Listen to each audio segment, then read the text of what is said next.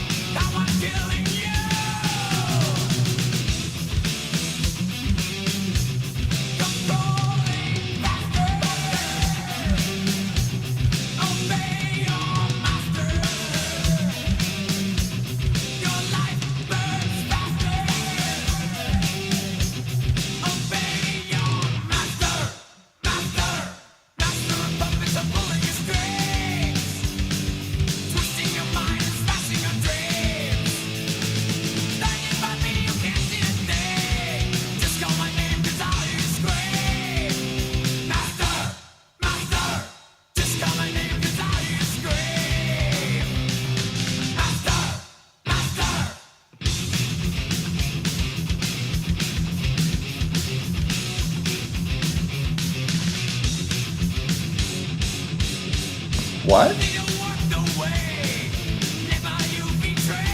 What profile? What?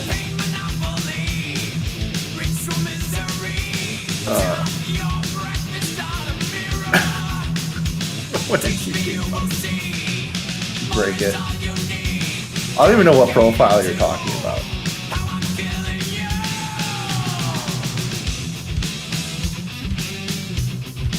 I mean, how do you link the name? You go to user settings, you go to my account, and you click on the three dots, and then you copy your user ID.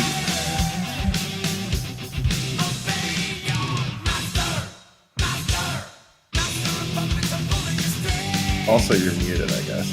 Chat thing. So am I just fucking talking and they're hearing me? Squire is talking into the void. I'm talking into the void. Oh fuck! Jesus Christ, Persa. Can you like start one stream like not fuck? No, I did that on purpose. I thought that was funny. God damn it! See, when you do it on purpose, buddy, it's not the same. You gotta like unintentionally fuck up. It's like holy hell. Also, I just now realized you have the Ashton, like, gun, whatever the fuck he's doing, the belly slam thing. I didn't even know you had that. Oh, yeah, I got it all. Oh, fuck. So how's the chat doing? How is everyone doing? It's been a crazy day for me, at least. Been a crazy day. This coach shit, man, really threw me off. Like, it was just like, what the hell?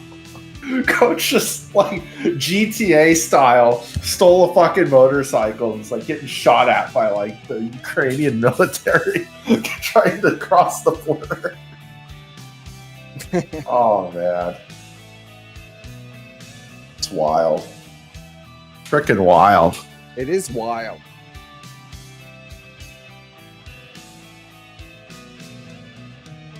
So what's the show about tonight, buddy? I've been really busy. I don't know what's going on. Prelude for the show. We're going to be doing a little interview with Ralph on his history with AF. We'll start at the beginning. We'll go to the end. We'll try to learn all the deep lore and try to get to the bottom of what exactly AF is. You know? Get a feel for Ralph's experience. Ask him if he was in the Catboy compound. Yeah. Fuck. Yeah, what it was like meeting all the undercover gay guys. Did any of them come on to him? Did Ralph ever have a run-in with a Fed? Because we know Nick has like 50 federal agents. Feds surrounding him.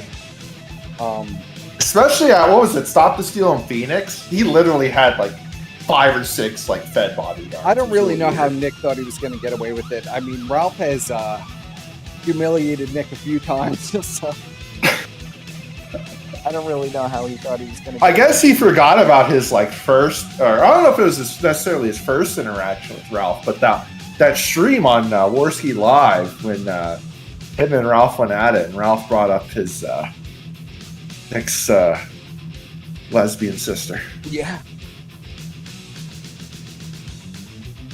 Also, another Mel. There's lots of Mels. There's lots of Mels in the sector. It's weird. He likes the chocolate sin. You know what I mean? I wonder if Coach has partaken in his hobby with that Mel. Do you think was it one of those things? You know, it was one of those things that was keeping Coach going in that Ukrainian prison. You know, he's making those tributes. To Mel Fuentes and Melanie and Mel Warski too. Mel Perez. Yeah, Mel Perez. Yeah. We know Coach is attracted to Warski's system. Well, I mean, yeah. That's what was keeping him going, buddy. How does the audience feel about Coach? Do you think, 1, if you think Coach will escape Ukraine, 2, if you think Coach is fucked and he's going to a prison camp? I don't know. I honestly think Coach is already like over the border. He's like in some safe house. It's run by like the CIA. Coach is pretty wily, so we'll see what happens. You can't underestimate the guy, you know. He's made it this far, and he was a pretty cool cucumber for being some guy that was literally getting shot at. Yeah. Stole a motorcycle. Like, he's just, you know. Coach going full 007. I can't wait for the book, because he's going to write a book about this, and then, you know, screw his supporters out of another $70,000, and yeah, send the book to like 4 people, and that's Ralph it. will be joining us shortly. He just had to eat something. Yeah, I fucking streaming all day and not eating, you know, like, I don't know how he does it. Well, he's a little earlier than us. You know, I think it's 3 hours. He's 3 hours behind. So it's only 7 o'clock over there. I mean, Ralph is literally hardest working man in the sector, buddy.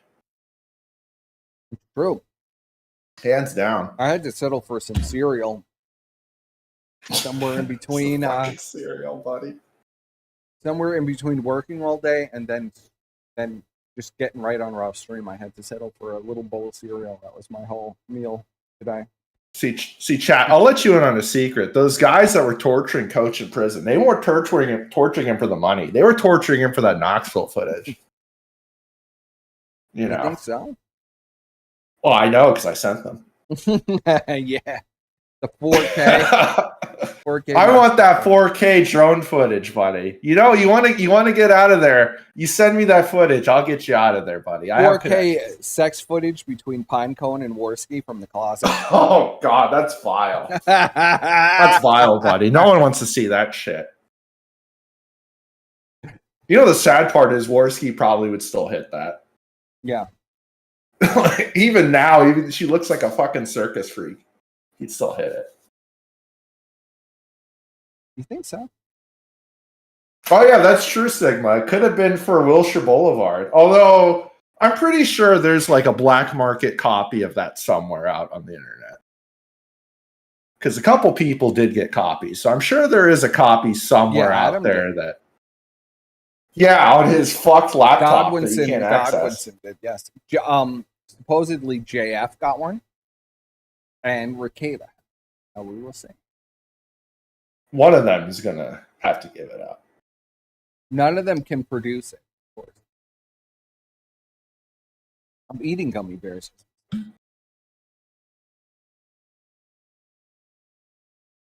Why are you eating gummy bears, buddy? This is like a serious interview.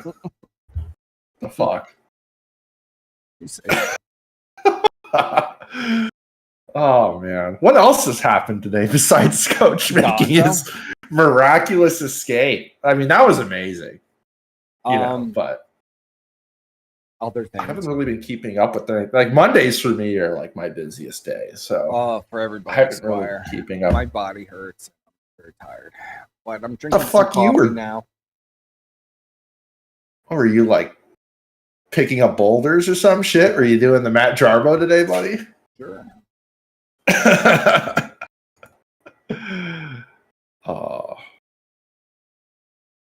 the snaking of Elaine. That was a pretty epic stream earlier. It was a great stream. I have no comment. Great stream, no comment on any of it. Yeah. I just loved the whatever it is. I just love it. Yeah. No comment. Godwinson is my brother. That's all I got to say about it. Let's see what else. Let's see here. Last night, if you missed it, which is very possible that you missed it, I joined Salvo for his return stream for about a half an hour. That was fascinating. Discussion with Michael Alberto. Michael Alberto. About him getting literally whisked off in a jet to meet AF.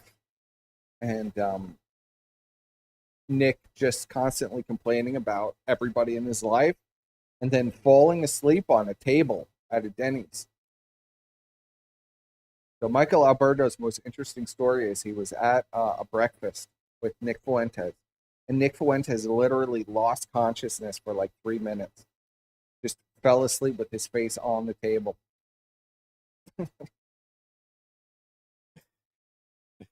Fascinating.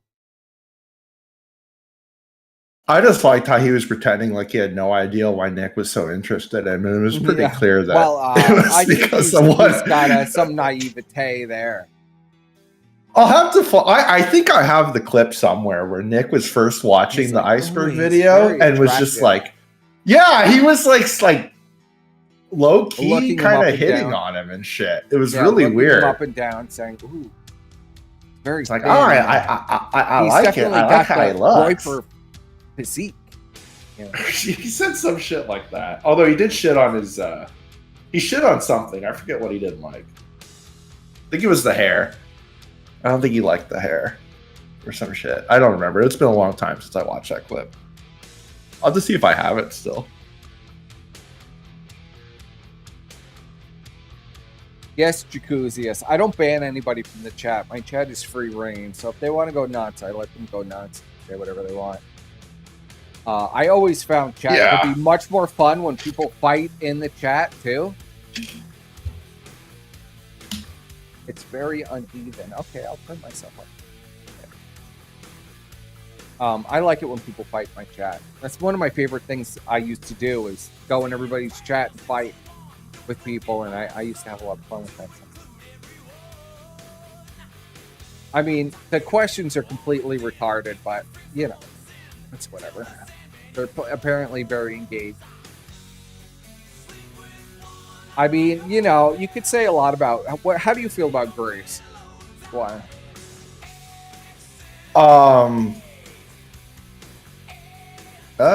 Like. No, I know you're not saying to. I know you're not saying to ban them. I'm just telling you how I run them. There are no mods in the chat. What aspect of Grace would you like me to discuss? Would you fuck Grace? Let's start out with the nitty gritty. Yeah, but I wouldn't give her my address or my real name or my real phone number or anything real. That's a one and done. Yeah, well, of course. Oh, check the thing. He needs a link. I don't know how to give a link. But just add me and I'll. This is gonna be a disaster. Okay, I know what I could do.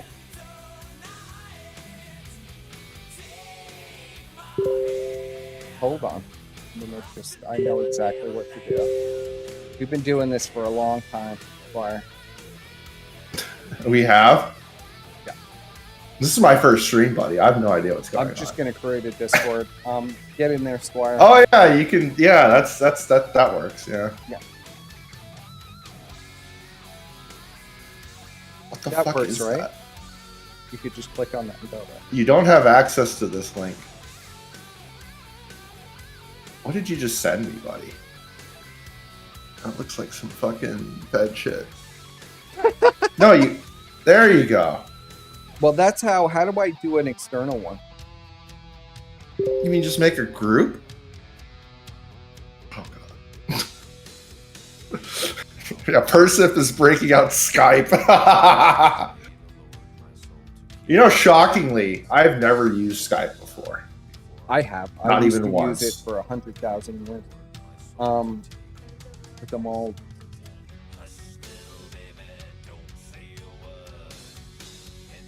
It's already a disaster, buddy.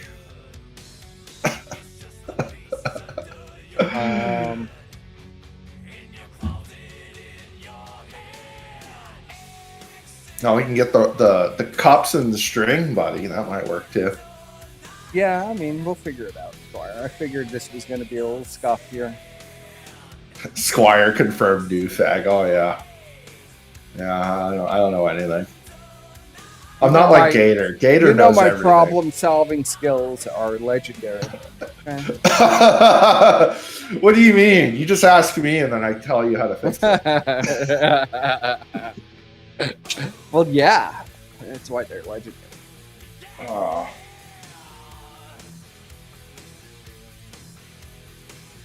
I used Skype to talk to girls when I was 18. Yeah, that's what everyone used Skype for. I've noticed. I was like AOL Instant Messenger, buddy. That was my jam. Yeah, I had that too. I told the story of why. We know you had that. Oh fuck. Yeah, AOL Instant Messenger, man. Oh, that was the shit back in the day. Yeah, I had that. I had AIM. I was using AOL before there even was an AIM. It was, you had to like literally go on the AOL website. Oh, you mean the fucking dial-up? Oh yeah. Link on Twitter. Or send it on Twitter, maybe.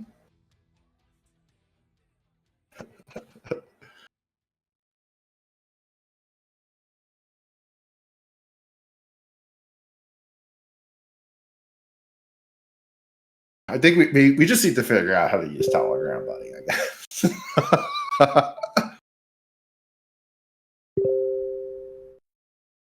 Okay. It's these fucking Russians, man. Well, I added him, so he's just got to. Yeah, he's finishing up his torta. Poor Ralph, he's like fucking starving. Of course. Well, you know what he needs to do? He needs to do a feasting with the king segment, like what DSP does. Yeah. Well, I told him eat live on stream. People enjoy that. People would love to see the torta, you know. The legendary tortas, man. I've actually never had a torta before, but I've heard they're pretty damn good.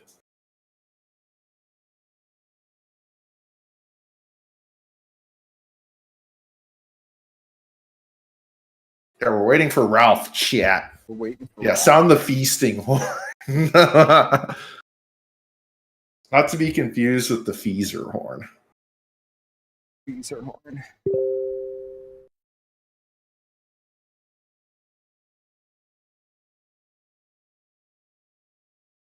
What's Feezer up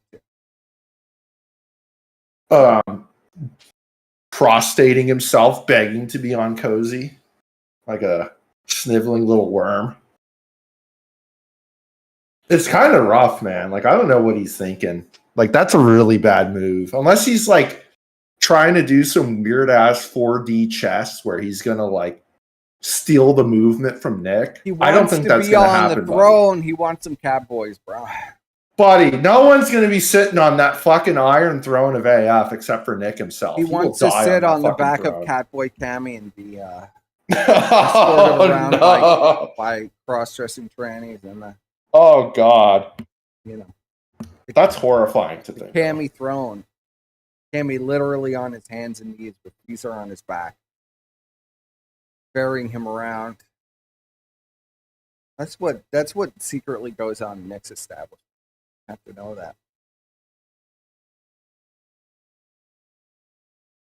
Fuentes dressed as Caesar.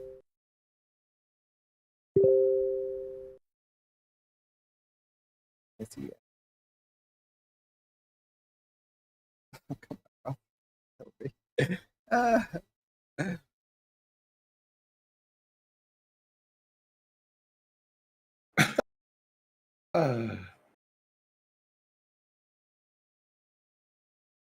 it wouldn't be a Scuffed Express without everything being scuffed to shit. The problem is I can't send my ID because I'm on live stream. It keeps blocking me from sending. Squire, give me your ID. I'll send it to Ralph. Just add him in. It's literally just my name. Yeah, well, I keep sending that to Ralph, but he doesn't seem to. Oh, is your friend requesting like fucked? Yeah, it's pending, but I don't think you can see it. Oh. Why does everything have to be like fucked? Or just send them the link to the shit cord, buddy. I did, but he said he can't get it to open. Right? Oh, here we go. Oh, is he in there? All right, yeah. I'm going to add us all to a group call. Okay. Oh, it's going to be a group call. All right. Yeah, that's it. Okay.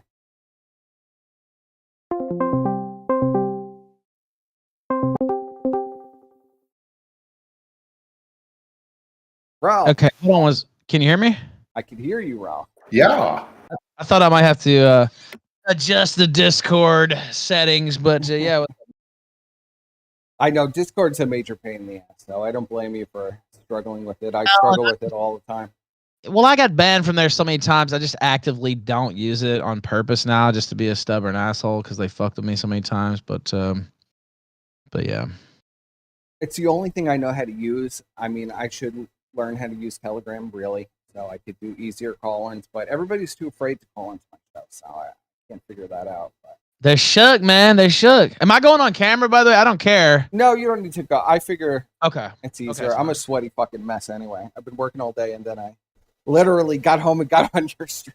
I know. Well, it was an epic, news event. By the way, if Beef Ravioli is still listening, he sent $100 on Cash App like 10 minutes before I ended the show, and I was too busy singing Billy Joel to fucking see it. So my apologies there, and I'll acknowledge him tomorrow. I sent out a tweet. I feel bad when that happens, especially if it's $100. I was like, fuck, damn. I'm not Nick Fuentes. I got a $100 donation. I want to make an acknowledgement there, and so I was like, damn it. I saw it while I was at the tortoise shop, so shout out to him. Very kind and very well supported, and I'm blessed. So thank you. Yes, very kind. $100. Jeez, he liked your singing, Ralph. Apparently, I think that's what it was. The Billy Joel put it over the top. Yeah. So yeah. It's funny that somebody mentioned that because I'd actually thought about that song in relation to a person. But anyway, go ahead and let me turn this light off since I'm not going to be on air or not on camera. Yeah, you could chill out. You could relax a little bit. Yeah, exactly. See, people don't understand. I was talking to somebody yesterday, and they're like, I think you were more persuasive in that interview you did with Jord than you were on your show because you were like more relaxed and more chill. And I'm like, well, I mean, I was a guest, right? So on my own show, I feel the need to like be a little bit of the hype man too. But yeah, usually when I'm a guest, I'm a lot more chill. So. Now, have you ever met Squire? I don't believe you've ever met Squire or talked to Squire. I don't believe so. I've talked to him. Actually, we have once.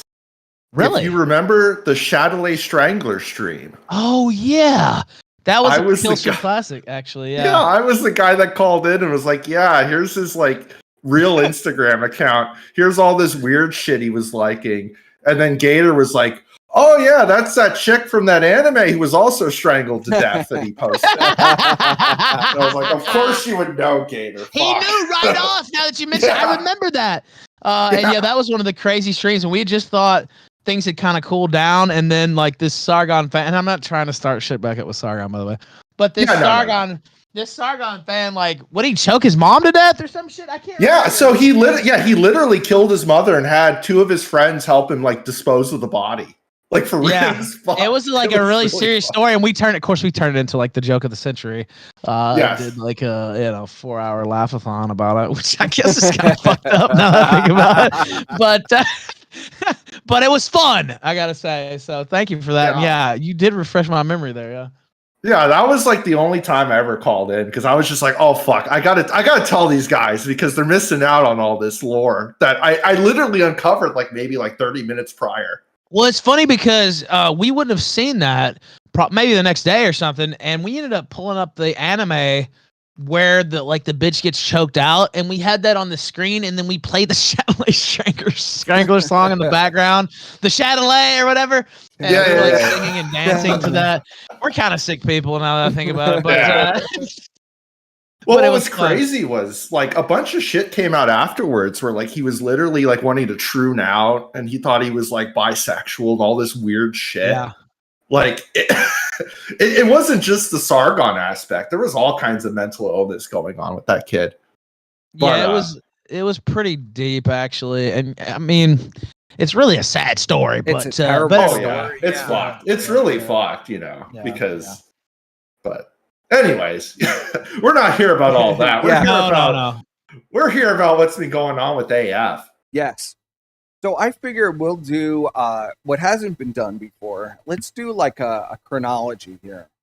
So chronological, your relationship with Nick and AF. Now, me and Squire were talking about this before we started the stream.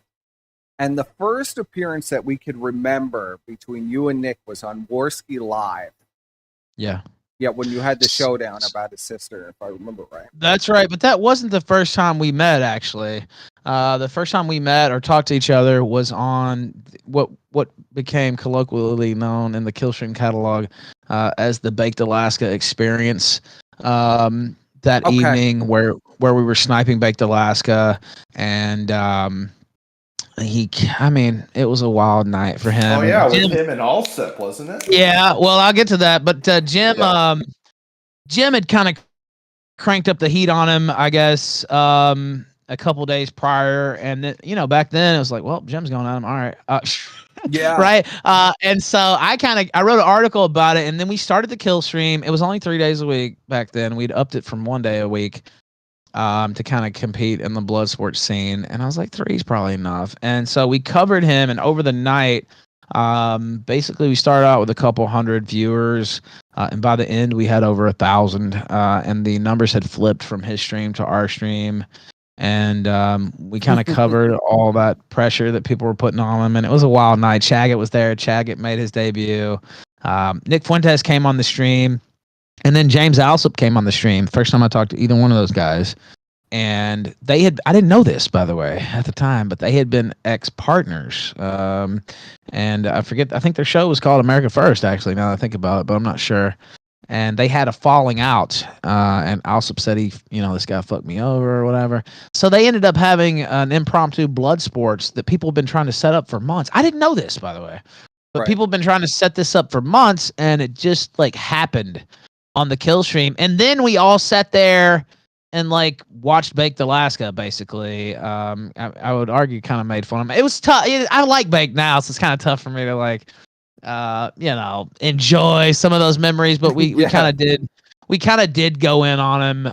It definitely established the kill stream as a brand. And the next day, I've told this story. I'll just tell this real quick. I started the stream and there were 900 people there. Very quickly to learn about Chaggett's history, and that's kind of when I knew that I'd made it. So, yeah. I do remember that whole arc. I do remember the baked arc. I'm pretty sure he was with Ashton Birdie at the time. She was having colossal meltdowns. Is that when they were doing the crossovers with Ice Poseidon at his house?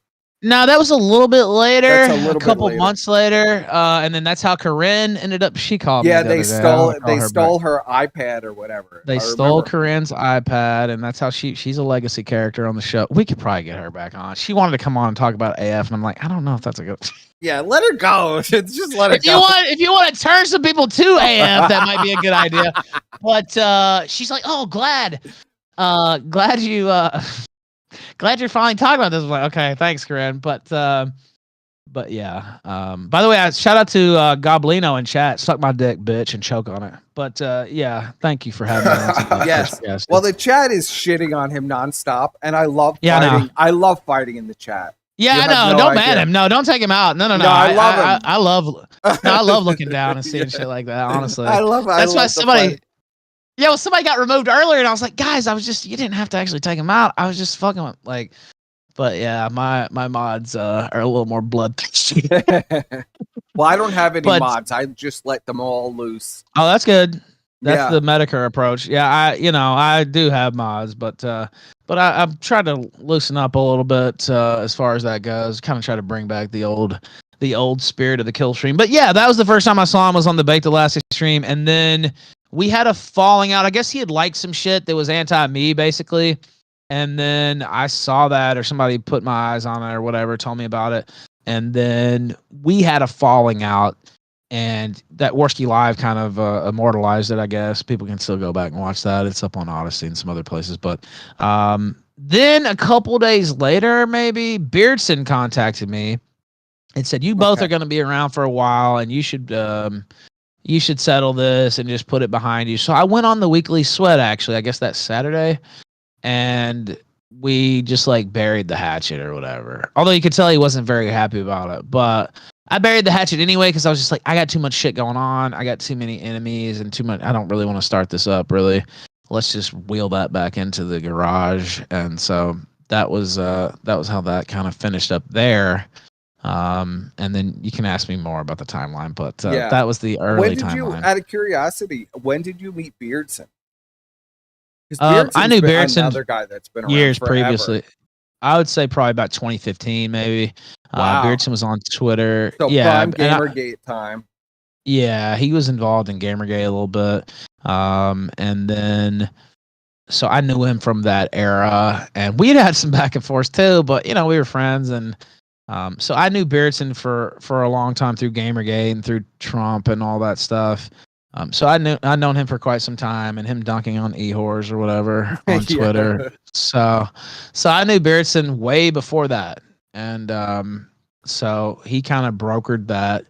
And I was like, oh, yeah, good idea. And that's how that went. Right. He was Nick was an up-and-comer then. So let's talk about then. Let's fast forward then. All the way to Stop the Steal. Like, when did you seriously start being approached for AF? So I'll say that he came on the show a couple times after, and he was on the heel stream, and I think we might have done a debate or something, but he wasn't on a lot. And my show was gargantuan compared to his at the time, and I didn't really think that much of him. I remember making fun of his thumbnails because every single thumbnail was the same, and I was like, this is just weird. Although now that I have to do my own thumbnails, it's not as weird. But anyway, I'm lazy as fuck with the thumbnails. I'm so fucking lazy. Yeah. So anyway, he'd been on the show a few times after, and the heel stream was a classic show too. But anyway, it was. Yeah, and that was epic. He came on and sang Ram Ranch with everybody. Although he kept singing long after everyone else stopped, which was kind of strange. But I'm not kidding, by the way. If you check the tape, somebody suggested I pull that up. But anyway, I Stop the Steal happened, and there was a huge rally in DC, and I lived in Richmond, Virginia at the time, which is about 2-3 hours away, depending on the traffic. 4 hours, depending on the traffic. This was this Stop the Steal, or was this anti-vax rally? No, this was Stop the Steal, although I did go to one of his anti-vax rallies too, but this was Stop the Steal, and it was November 10th, I think, something like that, or 12th, 2020. I went to DC. I wasn't really AF. I mean, I was never really fully AF, even though there's a couple pictures of me with the hat on or whatever, but I never tried to like politic inside the organization or be a like a full part of it. I would say more of a AF adjacent or Right. a supporter. Although the longer that went on, the more that drifts into you're basically part of it. All right, we can get into that later. But I went to that rally, filmed a bunch of stuff. My stream ended up being one of the only streams you could watch from there because everybody else's phone went down because they mostly had Verizon and I had T-Mobile, and for some reason T-Mobile was just killing it that day, and so I got like 5,000 or 6,000 people watching that stream. And so that started out the Stop the Steal, and I saw it was huge. There was like 500,000 people there or more, and it was just a gigantic rally. And I thought, well, I need to start covering this. So that was with Pantsu, and was Hassel there too, if I remember vaguely? Was Frank Hassel also? Yeah, he was in Atlanta. Yeah, he was in Atlanta. So was Jay Dyer. So I went to Stop the Steal in Atlanta, Phoenix, of course, DC, as I mentioned, although I didn't go on January 6th because I was on bail, thank God. Yeah. So what? Atlanta, Phoenix, Harrisburg, and I think there's one more that I forgot about. But yeah, I was all over the country with this. Of course, my now estranged wife, then just my girlfriend, Pantsu, was with me. I mean, the time period still means a lot to me just because we'll see how things go. Yeah. But that's kind of when we like fully, I would argue, kind of fell in love. And, you know, we traveled all over the country filming this stuff. And Yeah. I was swatted in Phoenix and they came in. And Didn't you also go to Vegas too? Wasn't there also a big no, meetup in but Vegas? well, I did a meetup in Vegas, but that was later on. And Pay was with us too. That's right. Yes, Shout out to Pay Pay. was there. Pay was there. Yeah. Yeah, that's right. Those So, IRL streams were great. Those were fucking amazing streams. Pay was they looking were I know really people- great. You know, Pay was they looking looking very shit on them, but sexy, those yeah. were fucking great. Those were great streams. Those are fun, and my wife did look very good in those streams, and we had a lot of fun with that, and it's kind of a memorable time. And I guess that's when I got a little bit closer to the AF orbit because I was traveling all over the country, and those guys were there at most of the stops. So Right. that's kind of how that happened. Got a little bit closer. Yeah. I remember I remember starting to notice the closeness in Arizona. Remember there was the Q Shaman was there, and all those guys were there, and I noticed that you were starting to be accepted into the a bit of the inner circle. You were welcome. Yeah, a little bit, and also it's because I was filming some great stuff, right? And I was right there, and I was kind of like almost the house cameraman in a lot of ways. Of course, I was doing streams and getting support and stuff too. But you know, if you look at a lot of those photos, I'm right there next to Fuentes filming, especially Atlanta. Some of those famous photos from Atlanta, I'm standing right there next to him filming. In Phoenix, I was standing right there next to him when he's arguing with Q Shaman. I'm right there, like I'm right there in the middle of all that. And yeah, that's kind of when I guess I got a little bit closer and kind of let myself drift into more pro AF versus like being neutral, you know what I mean? And I'd had a ton of wignats, so to speak, Yeah. on the show. And you know, I get, you know, looking back, I think that's when I started to draw in a little bit closer. And maybe it was the time with my now estranged wife and all that maybe, you know, I just had good feelings for that time as well. You know, thinking about it psychologically, that might have had something to do with it. And so yeah, but that's when it was Stop the Steal, and I was all over the country filming that. I do remember, and then there was the anti-vax rally after all of Stop the Steal stuff? Because that that's was in when Springfield. things really changed. I noticed that it was basically like, because that was when the grand snake hitting on CWC happened, and they were booing him, and he showed up in a Dick Tracy. Well, I'll tell you. Yeah. Yep, that's right. He showed up dressed like a film noir character, Yeah.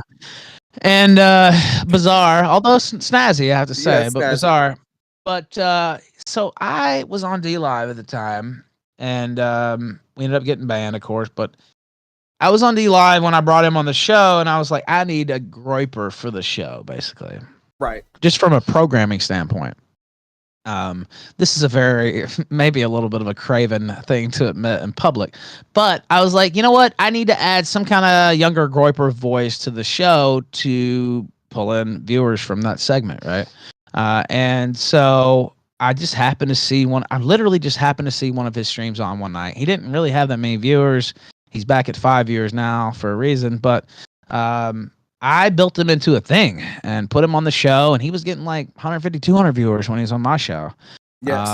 And I kind of built him up and put him on the show and made him a thing, although you could tell he started getting more, drifting and talking shit towards me, and we got into some fights here and there. But he messaged me. He had a falling out with, I guess, Beardson and Baked. And I don't know if it was Nick in general, but he messaged me and said, should I go to Springfield, Illinois, which is where this anti-vax rally was going to be at? And I said, yeah, if you're gonna apologize, right? Because it was a big thing at the time, and they wanted him to apologize. And I was like, yeah, if you're gonna apologize and break bread, that'd be good. Well, he went there, didn't apologize, and ends up getting shouted down. And if you see me, I'm kind of just like Homer Simpson in the meme, like kind of just like drifting back on that. You were looking around. You didn't really know what to do. Yeah. I didn't expect that they were going to go that hard on him. They completely mogged him. It was amazing. Yeah, they did. It was brutal. It was brutal, but I think he expected me to like save him or something. Yeah. And maybe I should. He did. He did. He kept looking at you with like puppy eyes. He's a grown man. He did though. He felt like he was eternally angry at me after that because I didn't do anything to stop it. He kept coming up trying to like talk to me and shit after, which I talked to him, but I was also like, don't drag me into this, right? This is not my thing. And so he was kind of ostracized there, etc. And I don't think he really ever forgave me for that. But I didn't really know what I was supposed to do. But yeah, it was in Springfield, Illinois, and all that shit happened. And Nick gave a speech. It wasn't very good, really. And the tech was all fucked up. It didn't make any sense. He talked about plastic in the drinking water and all kinds of stuff. Was that the rally with all like the old like crippled people? Yes.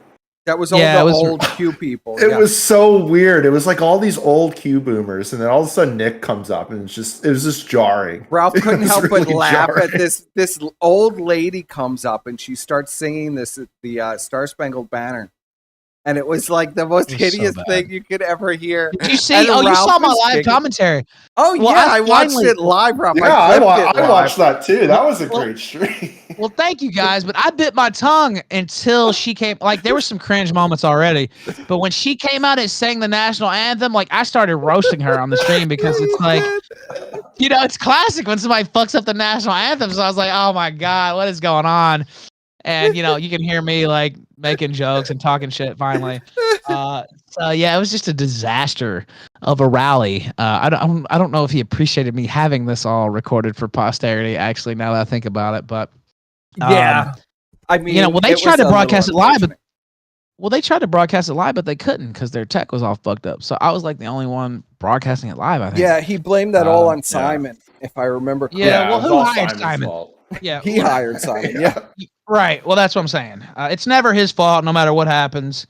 And he never lifts a finger to stop things. You've seen what's happened to Paul the last couple of days. And look, you cannot like Paul. I know a lot of people who don't like him, and I understand that. But like, I don't know anything about him, really. To be honest. Well, I'm just saying he's been getting roasted by the cozy people and the other cozy streamers. This is a thing that Nick could stop, like just with one word, basically, or a couple words. He likes it, and he could literally stop it. No, he likes it though, and he could have stopped this. I think he organized the things that happened to me in Florida, but he could have stopped all that very easily. Didn't and doesn't, and that's just his leadership style or lack thereof. And that's not a leader, and that's not how you get things done. And that's why he's had so many, like, just epic fallouts or whatever. Is because not that I haven't had some myself, but like, he's leading an organization, right? You're trying to build a coalition, literally, for political reasons, and you can't say a couple words or squelch this fire, or you know what I mean? Like, it's just. I think he likes it because he feels in control. When people are I think fighting, so too. They're fighting for him, and he likes it. Well, it's like a weird power trip. It's a power trip, and the stuff with Baked Alaska. Of course, he egged that on and encouraged that. And it's like, look, you already had a falling out. You already disavowed him, basically. Said, fuck this guy. Well, that was the other person who was streaming from that event was Baked. Was the only other person with successful tech that was streaming from that event was Baked. Right. Yeah, that's right. Baked was there streaming too. I forgot. Yeah, you're right. Well, Baked taped you and Baked both taped Beardson getting almost beaten the fuck out of by that the soccer bomb. Yeah, that woman was gonna slap the shit out of him, actually. Yeah, and then she you can could have see he took him got too. real. You can see he got real nervous. She got real close, and all of a sudden, Beardson got real nervous. She was bigger than he was. It was she kind was of like she a literally foot would have taller kicked his than ass. She was taller. She was about 2 or 3 times as wide. And he was about to be in trouble. Yeah, and got really nervous. that was his fault. He started that up with that little bitch, and some people aren't going in the real world, right? And so he kind of meekly got mogged like CWC got mogged basically by this woman. Yeah. And it was poetic justice. And that was I think May or something, spring or early summer 2021. So that would be the timeline there, I believe. We were doing the casino. I don't. Were we doing the casino square? Or was that a year before the casino? I think that was before. I remember cutting that up. Before. Maybe I cut that up for Godwinson. I don't remember really, honestly. I remember clipping all of that though. Yeah, I know I have clips we put of that together a show for that. I don't remember what exactly we did with it, but that's a problem with doing all this stuff. I don't really remember anymore exactly what we did with any of this stuff, if we even used it or. But I do remember watching it all live. Okay, so. That hot sauce, God, that habanero sauce is hot. Anyway, sorry, go ahead. Oh yeah, habanero. Voice box there, go ahead. Yeah, habanero will fuck you up, buddy. So, holy shit. Okay, so you got close with AF because you were covering all their live events. Now, how much of a part did getting deplatformed from DLive have to do with it? Because DLive deplatformed everybody from after January 6th. I'm pretty sure. Yes, like, all the political they took people everyone out. Got taken out by like the Indian owner so, had enough. What they did was they took out Nick Fuentes, Baked Alaska, Wooza, several other people. They didn't take me out on the first wave, but they took me out 2 weeks later, and I was hosting a debate between Ramsey Paul and Captain Tazariak. Okay. And so what happened was Tazariak was on there, and he said the N-word, and he said a couple other things, and we were on a really short leash at that time at DLive, and they pulled me during the middle of the debate. They pulled my channel and deleted it, or banned it or whatever. And so during the middle of the show, during the middle of the debate, I go to Trovo like I went to Stream.me and DLive before, like during the middle of the show. Yeah. And so that's how we got to Trovo, and we finished up the show. And of course, Trovo ended up being even worse than DLive in a lot of ways. And they eventually kicked us off, and they still suck dick to this day. But I remember that, yeah. And everybody was wondering, where is Ralph going to go next? Because he's right. You were already like, it was from Stream.me, right? And then you went to DLive.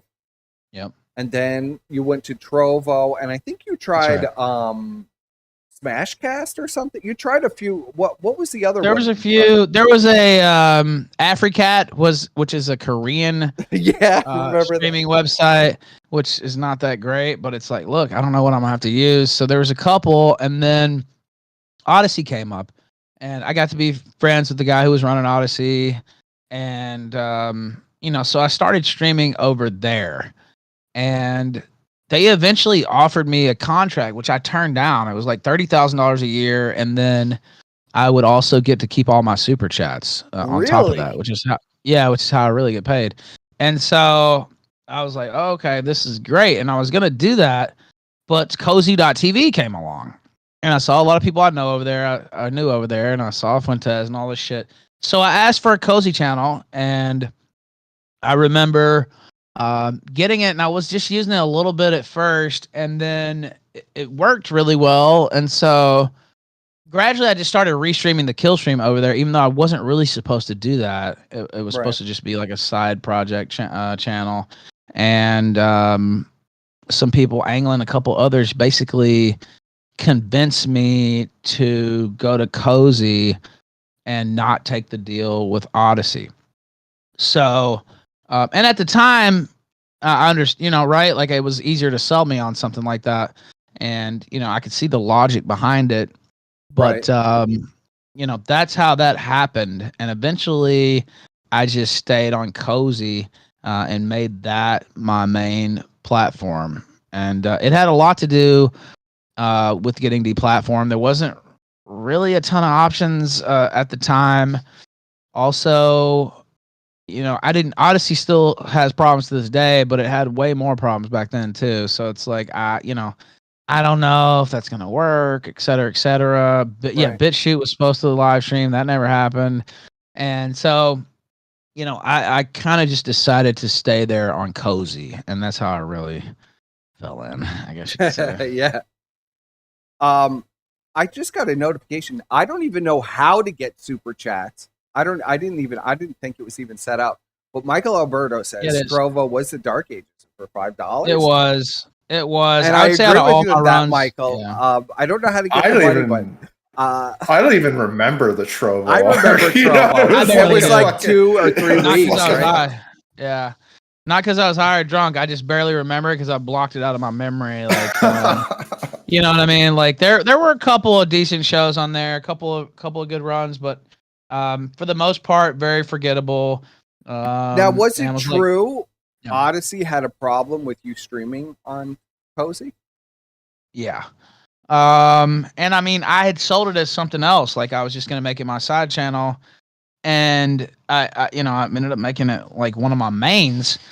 And I shouldn't say this, but the administration there really did not like Nick Fuentes because they had come to him and actually were going to sign him up on Odyssey. I haven't told this before publicly. They were going to sign him up on Odyssey. Okay. And they built all this stuff for him, and they were setting up a spot for him, and then he just ghosted them. And just completely ghosted them and did his own thing with Cozy. So they hated him for that reason, which I mean, honestly, is a pretty good reason, right? You just ghost the whole fucking staff and the whole, Odyssey team after they're building the stuff out for you. So yeah, go ahead. That's why. Now, was Cozy offering people money to stream on there? What was the No, I never got paid from Nick Fuentes ever in my life. Well, they never made you pay either, which I suppose. But so, do you think it was a more profitable platform as far as like groupers? I mean, there are a lot of whales there, as we've seen with. Yeah, I mean that entered my mind. It's like, well, they have a lot of support. They're talking about politics a lot, kind of like what Feezer's saying now, right? Which is it's retarded now, but it's like, well, they have a lot of support. I've been around these guys. I like a lot of these guys. At least I did at the time. And, I was like, well, maybe this is just a more natural fit. And so I ended up staying at Cozy. But no, I've never been paid by Nick Fuentes, and I've never paid him. I did pay for my first APAC tickets, but that's it. And you got robbed. You got robbed, Ralph. Yeah. They should have been paying. I really thought that they were giving you some kind of, because you were the main traffic to the site. I mean, it's obvious without you there is no traffic. There's nothing. It's like, well, nothing. I didn't know it would gut them like this. But it's completely gutted them. You did. Told you. You did. You actually did. That's just funny. But I didn't know. I mean, I've talked about this publicly. I'm not going to go into it all. One day I will. There's only so many bots that they could use. Right. To pump up Fuentes. Well, so, when I got back home after the shock events in Florida, I didn't know how things are going to go really. And, it's still early days, but I think things are going pretty well. But, I remember, having a call and talking to some people, and I didn't really know. I was kind of out into the wilderness again, right? Now things have worked out pretty great so far, but, I didn't know what was going to happen. I knew these people were going to try to crush me for sure. But, I didn't really know how it would go. Now it's been going great, but at the time I didn't know what was going to happen. But now you look at their schedule. I think their top stream had 175 people or something earlier, and Cozy's gutted. I mean, I don't know what else to say. And a lot of people left Cozy with me, and they're not coming back. I mean, almost half of the site left with you. Right. I mean, yeah. Maybe even and I more. didn't know. Well, I didn't know it'd be that drastic. Now, maybe some of my advisors did know that.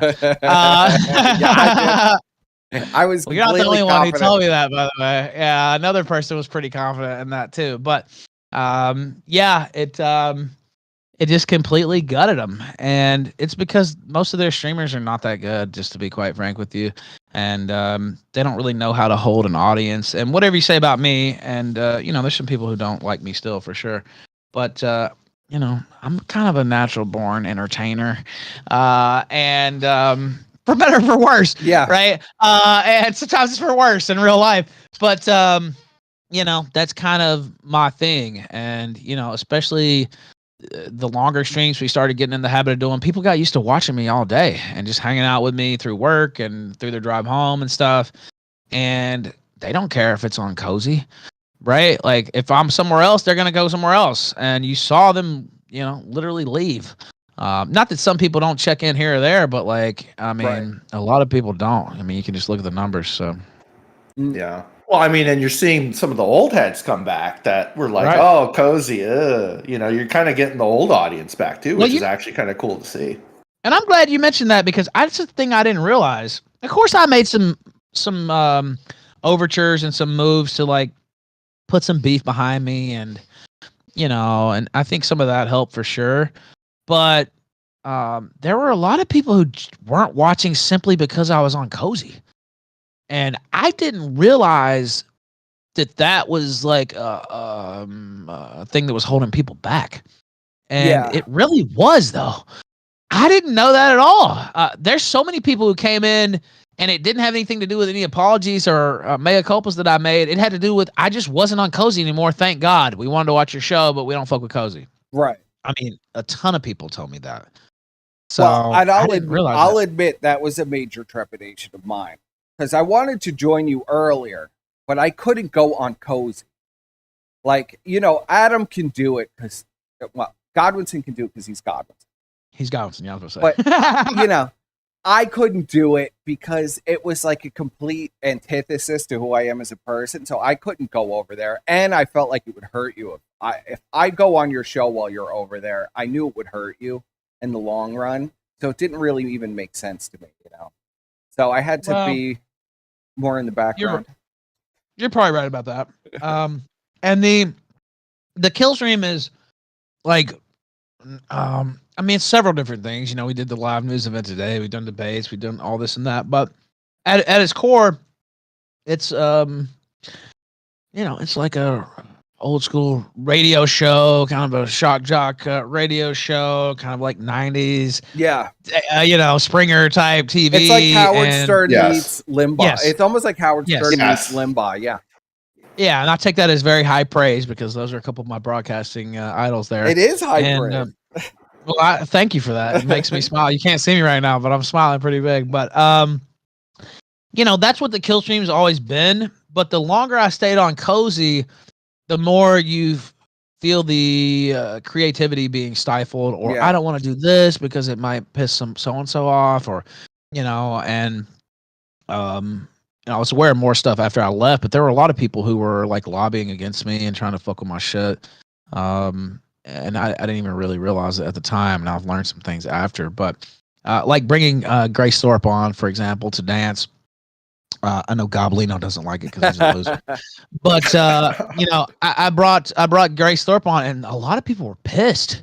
Yeah, a lot of people were pissed. Yeah, they were freaking the fuck out. They were freaking the fuck out about you bringing Grace on. I couldn't understand it because it's just like, what do you care if you bring Grace on? It's that weird incel mentality that all these guys have caked into them. It's a woman. Yeah, it was, and she's fairly Well, that's why they were going crazy, right? Well, I know. It's funny because they actually like it, you know what I mean? But they don't really want to like it. Yeah, they can't admit it. And so, but that's a classic kill stream thing. Like this debate I'm doing on Friday where she's going to be the Catholic schoolgirl and Adam Green's going to be dressed up as Jesus Christ. I mean, how much shit do you think I would get for that on Cozy, right? They would probably ban you for it because they say it was sacrilege. Like they They straight might. up would. Well, look. First off, I mean, you could argue that I'm not the one dressed as Jesus, though. It's Adam Green, not me. And then it's the kill stream, right? I want crazy shit like that happening. I want wild events. I want to drop in and this argument's happening, or I jump on this stream arguing with somebody else, and like I've been doing recently and trying to broaden out a little bit, like I used to. I used to pop on streams all the time. I used to be all over the place, and you could just feel yourself. And part of it was me too, right? I can't put all the blame on them, but the longer I stayed there, just the more creatively stifled I felt, and I feel like the show kind of fell into a real rut. Over there, you're kind of encouraged to watch what Nick's doing this day, and he's on Fresh and Fit, and he's on this and that. Well, guess what? I didn't care then, and I don't care now what the fuck he's saying on Fresh and Fit, and I don't give a fuck what he said last night, right? And you're kind of just encouraged to do that either directly or through some people in the chat or other streamers, right? They're all covering it. It's like, fuck. Well, let's rewind. Let's rewind sure. a little bit. Okay. I'm going to take a bite of torta while you do that. So, okay. Yep. So now you've left this. It sounds like a pretty lucrative contract, $30,000 on top of all your super chats, which is pretty good money because I know what you make because we could all see it. So you turn down this 30 grand, you go over to Cozy. Okay. You become, Odyssey gets pissed off that you're on Cozy because, it's Nick Fuentes. So now you're on Cozy. You've joined, you're now officially AF. So what? Well, I would argue that not really. I mean, kind of, but not really, if that makes sense. Yeah. So I was AF when they wanted to lean on me or wanted me to trash one of their enemies or whatever. Right. But if you'd ever asked Fuentes, he would say he's not AF. And I kind of agree with that a little bit because, like I said, I never got involved with the internal politics there. I never tried to push any ideas or, hey, I don't like this. Why are you saying this, Nick? Maybe I should have, looking back, but because he said some really retarded shit over the last 18 months. But I never did that. I kind of was just there. The cozy hitman, that was a phrase. I'm pretty good at coining phrases. Like Yes. And stuff like that, which people took as like, they started running with it as like a joke on me, and now everybody calls it the sector. I kind of did turn into that though, right? They sent me Black Swan actually. Sent me RPG/Feasers docs. There was a guy called Anti-Groiper Action that they sent me his docs. Now at the time, I was like, well, these are enemies of ours. When did it start to shift that you were now big dog on campus? You were the enforcer, basically. I was the best streamer on the site. Well, and the biggest show. That's no question. Everybody knows. I mean, that's no question. Well, so it just naturally kind of happened that way, right? Because it's like, well, he's got the top stream on the site, besides Nick, and it just kind of happened that way. I started talking to Black Swan pretty much every day, and I just kind of took on that role. I mean, Beardson called himself the bulldog of the movement or whatever. Most of these people are pussy. Most of these people can't really. I mean, I'm not trying to toot my own horn, but I'm better than most of those people. At attacks, I'm better at entertaining, and so it just kind of happened.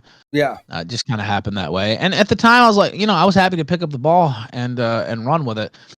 Looking back, I was getting taken advantage of though, and they were shifting their dirty deeds basically onto me, and that was, I think, an arrangement that they liked quite well.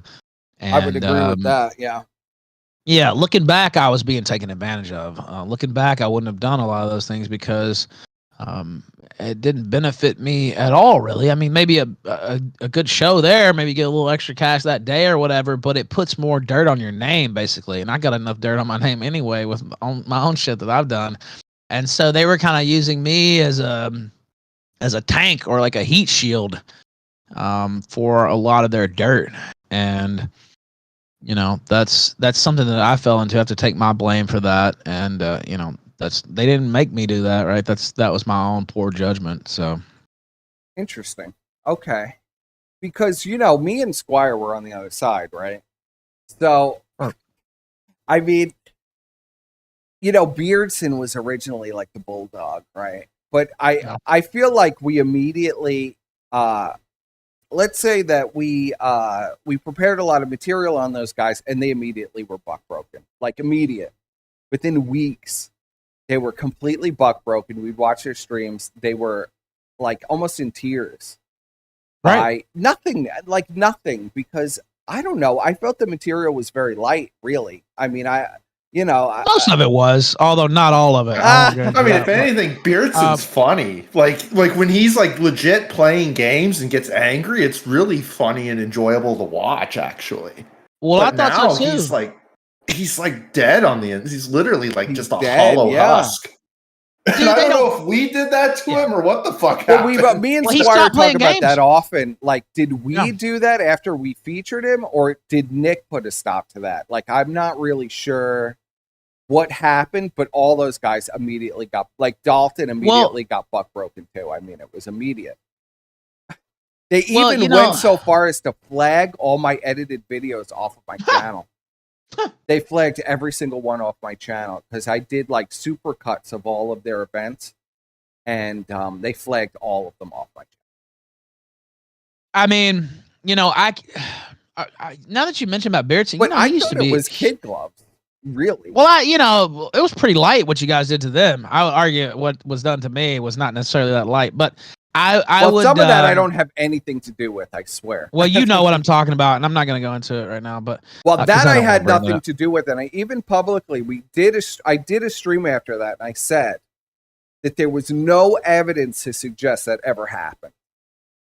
Well, there wasn't, and there isn't because it never did happen. Anyway, I don't want to go into that because it actually makes me angry to think about that. But and I know you didn't have anything to do with it. But still, the stuff y'all were doing to Beardson and the others, I would argue was pretty light. But Beardson completely changed his whole character. Like, he used to play games every day. He used to be playing the hottest releases, etc. Right. Then all of a sudden he stopped. He's like, I don't like video games anymore, which I don't believe, by the way. Yeah, I mean, you just play. Well, I still love video games. I don't get a chance to play them very often because I'm working so much. But, I'm never going to, like, renounce video gaming. Like, what the fuck? I'd sooner just choke my life out of my own body than do something like that. And, as big a gamer as he was, I know he's the same way. And so this was like a shift on purpose, either because Nick told him to for optical reasons, whatever, or because, you guys are just making fun of him too hard. And there's a lot of them who just, I have a lot of heart for the fight. I have a lot of a joy for the battle typically. Even if I'm like, even if it's a grind, even if it's a tough battle, I love what I do. And, I like being challenged. I like having foes and stuff like that. But a lot of them can't really handle that.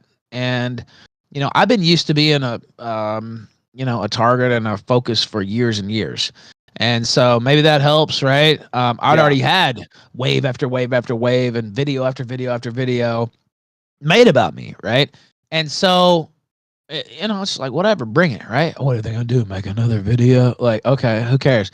I'm going to make my own shit, right? I'm going to go after them.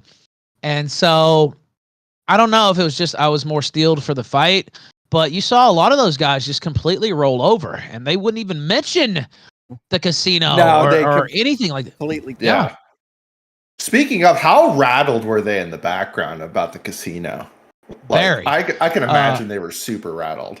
Very, particularly when it was drawing like 4,000 or 5,000 people. A couple, I think, were even higher than that. And Jaden did his thing over there and all that stuff. And they were very worried about it and followed it very closely, more closely than I did. Quite frankly, because if I know somebody's talking shit about me, I may watch a couple minutes here or there if I feel like I need to, but I usually don't watch that shit. Yeah. Because, I got enough negative things to say about myself, right? I don't need to hear that shit. Now, there are exceptions if it's something I really have to see or if I want to see, how they're going to spin this or, how they're running with this story. There is an exception here or there, but I know people don't believe this. I usually would never watch much content that was anti-me. Now, what I would do at that time was read a lot of anti-me stuff, like on Kiwi Farms and stuff, because I'm just more, this might shock some people. I've said this before. I'm more of a reader. If I can read something versus watching it, I'm reading it. Yeah, me too. Because because it's like I don't want to sit down and watch a fucking 4-hour stream about me, right? Or some hit video about me. It's like if I can read it, that was never the point of it. First of all, my whole thing, the whole idea was that it would be a symbiosis type of thing, where it would be like it was promotion, and it was okay. This is what's happening. That's fun. This is what's happening. That's interesting. Right. This is what's happening. That's it wasn't supposed to be really negative. It was just supposed to be, well, Ralph had people on. This is what happened. This is funny. This is base. This is whatever, or Ralph fucked it up or whatever. It was never supposed to be like this negative war, ideological warfare. I don't know even where that came from. Me and Squire completely lost control of what was happening after. And that's where a lot of the tension with us and PPP happened and Godwinson and stuff is we had lost complete control over what was happening. And Andy supposedly Andy had got control. I half believe that. I half believe that it was a better grift. It made the pay pigs happier to have like this weird ideological warfare. But that was never the point of it. The point of it was to do a variety show where you cover interesting things and interesting people. It was never supposed to be what it became. And I feel, I don't want to say, I do. I feel a little bit of guilt about my creation of a Frankenstein's monster. And Godwinson never failed every appearance that he'd come back. He never failed to remind me of the Frankenstein monster that I was creating. He never did. All your fault. He did say I was creating a Frankenstein monster, and I said, "Well, I'm super close with PPP. We talk every day. I talk to you every day. I think we have control over the situation." And it got completely out of control. It was a humbling experience. Well, your idea, your thrust of the show sounds a lot more entertaining. You know what I mean? Like it sounds like it has more longevity. Well, it was a lot more entertaining. That's why they were pulling 5,000 viewers. It was like, but it seems still is not sinking in with them that you've lost like 100 viewers every month since I left. The problem is that they're in like the DSP mode now where they have like 3 or 4 whales that they have to please. And in order to please them, they're just going to do like basically whatever they demand. But you never hook your wagon to 4 people. Because they're eventually going to get bored of it. Especially if you have no reach anymore. The pay pigs are just going to go on a show with more reach. That's it. So... Well, I try to make the most entertaining program for the most people, really. Right. And that's the way to do it. Well, that's what. Yeah, and there's exceptions. You have your base, right? You have, stuff, inside jokes and history of the show. People have been there for years. But in general, you want to broaden the base. You want to make an entertaining program. And of course, I'm going to war with AF, have been the last couple weeks. That's going to continue. But, and for a reason, a good reason, pedophile cult. But, yes. I also am very well aware that I run an entertainment program. And if that's all there is every single day, then people are going to stop watching. Right. So that's just something you have to stay conscious of. That's why I'm still doing debates and events. Of course, we had the coverage today, so guests today. Yeah. And I think the reason that probably happened was because it becomes like a mirror image of each other. I think AF also took on that weird stance of like this ideological warfare. Everything is very niche.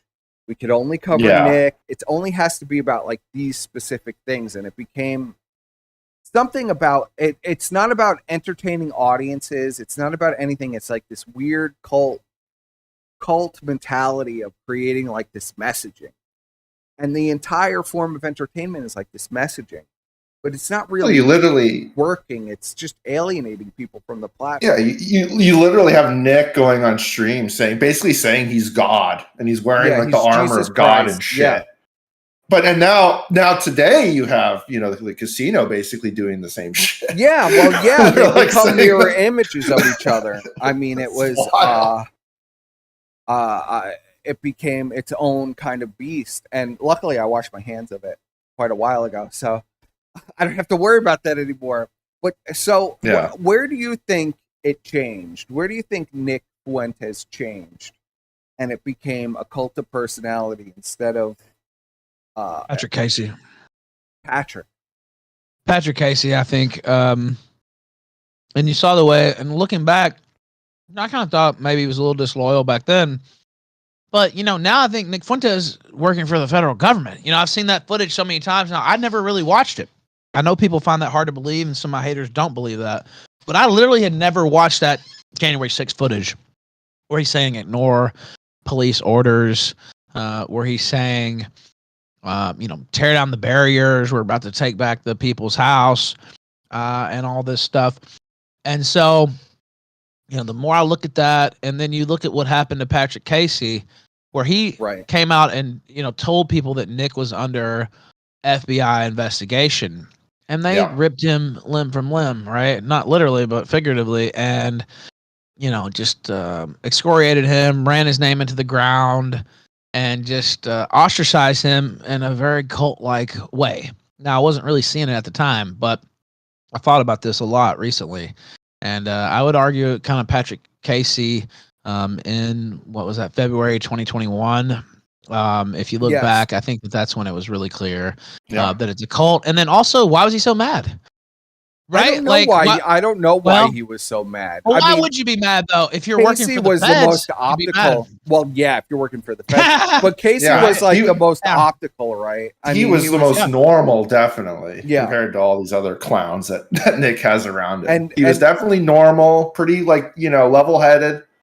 The straight man, kind of like the very unassuming, but then all of a sudden, he needs to die. Like he's a traitor. He lied about us, even though everything he said was 100% Everything correct. he said was 100% correct. Yeah. And then I remember Nick went on the kill stream, I think, either the night of. It was that night. It was lying out of his ass the whole time. Just it was that night. Oh no, it's not true. Yeah, I don't know what he's talking about. I'm not on a no-fly list. He lied. Yeah. He completely lied. He completely lied, like he did on Leafy Stream. He completely lied. Now we know he lied. But he came on, completely lied. I was trying to get Patrick Casey on too. You know me. I was like, all right, let's get it started up. But he wouldn't come on. Now looking back, that was pretty genius. Now it took him a while to build back, but looking back, that was genius. He just cut ties. He never really talks about that stuff. Of course, I'd still like to, but he's not getting involved in that. And looking back is probably the best thing that could have happened to him. But yeah, Nick comes on. He just lies about everything. And I think that's really a line of demarcation, what they did to Patrick Casey. Now, there were several other people they did this to after, and they tried to do it to me. It didn't work out so well, but I think that's where it kind of got established. Now, there were some smaller people they had done that to before, but such a high-up guy to just try to completely ruin this guy. Telling the truth, right? They did attack him absolutely viciously, and I remember really watching that and thinking to myself, like, why? I thought this was Nick's best friend. He was replaced very quickly by Jaden, but I thought this is like Nick's proclaiming he's his best friend, and then a week later, he is like the biggest piece of shit on the planet and needs to be killed, basically. Needs to be scoured from the internet. Yeah, it was brutal. It was brutal. No, you're good. What kind of torta are you having, Ruff? I see that Chad is also curious. I've seen that. Al Pastor here, nice. And they cook it on a giant spit. The Lebanese brought this to Mexico a long time ago. I think it was another part of Mexico, but they make it all over, and they roast a giant pig, basically. And now they take the head and stuff off, but it's like the torso of a pig, and they just sit there and roast it over and over, and then they cut some meat off and they throw it on the grill a little bit, put a little cheese on it, and I got some onions and cilantro. They actually gave me some pineapple tonight, which they have pineapple sometimes, and it's really good on the torta. So, and some habanero sauce. But yeah, they every once in a while they'll have pineapple, and so they gave me some of that tonight. And they also limes.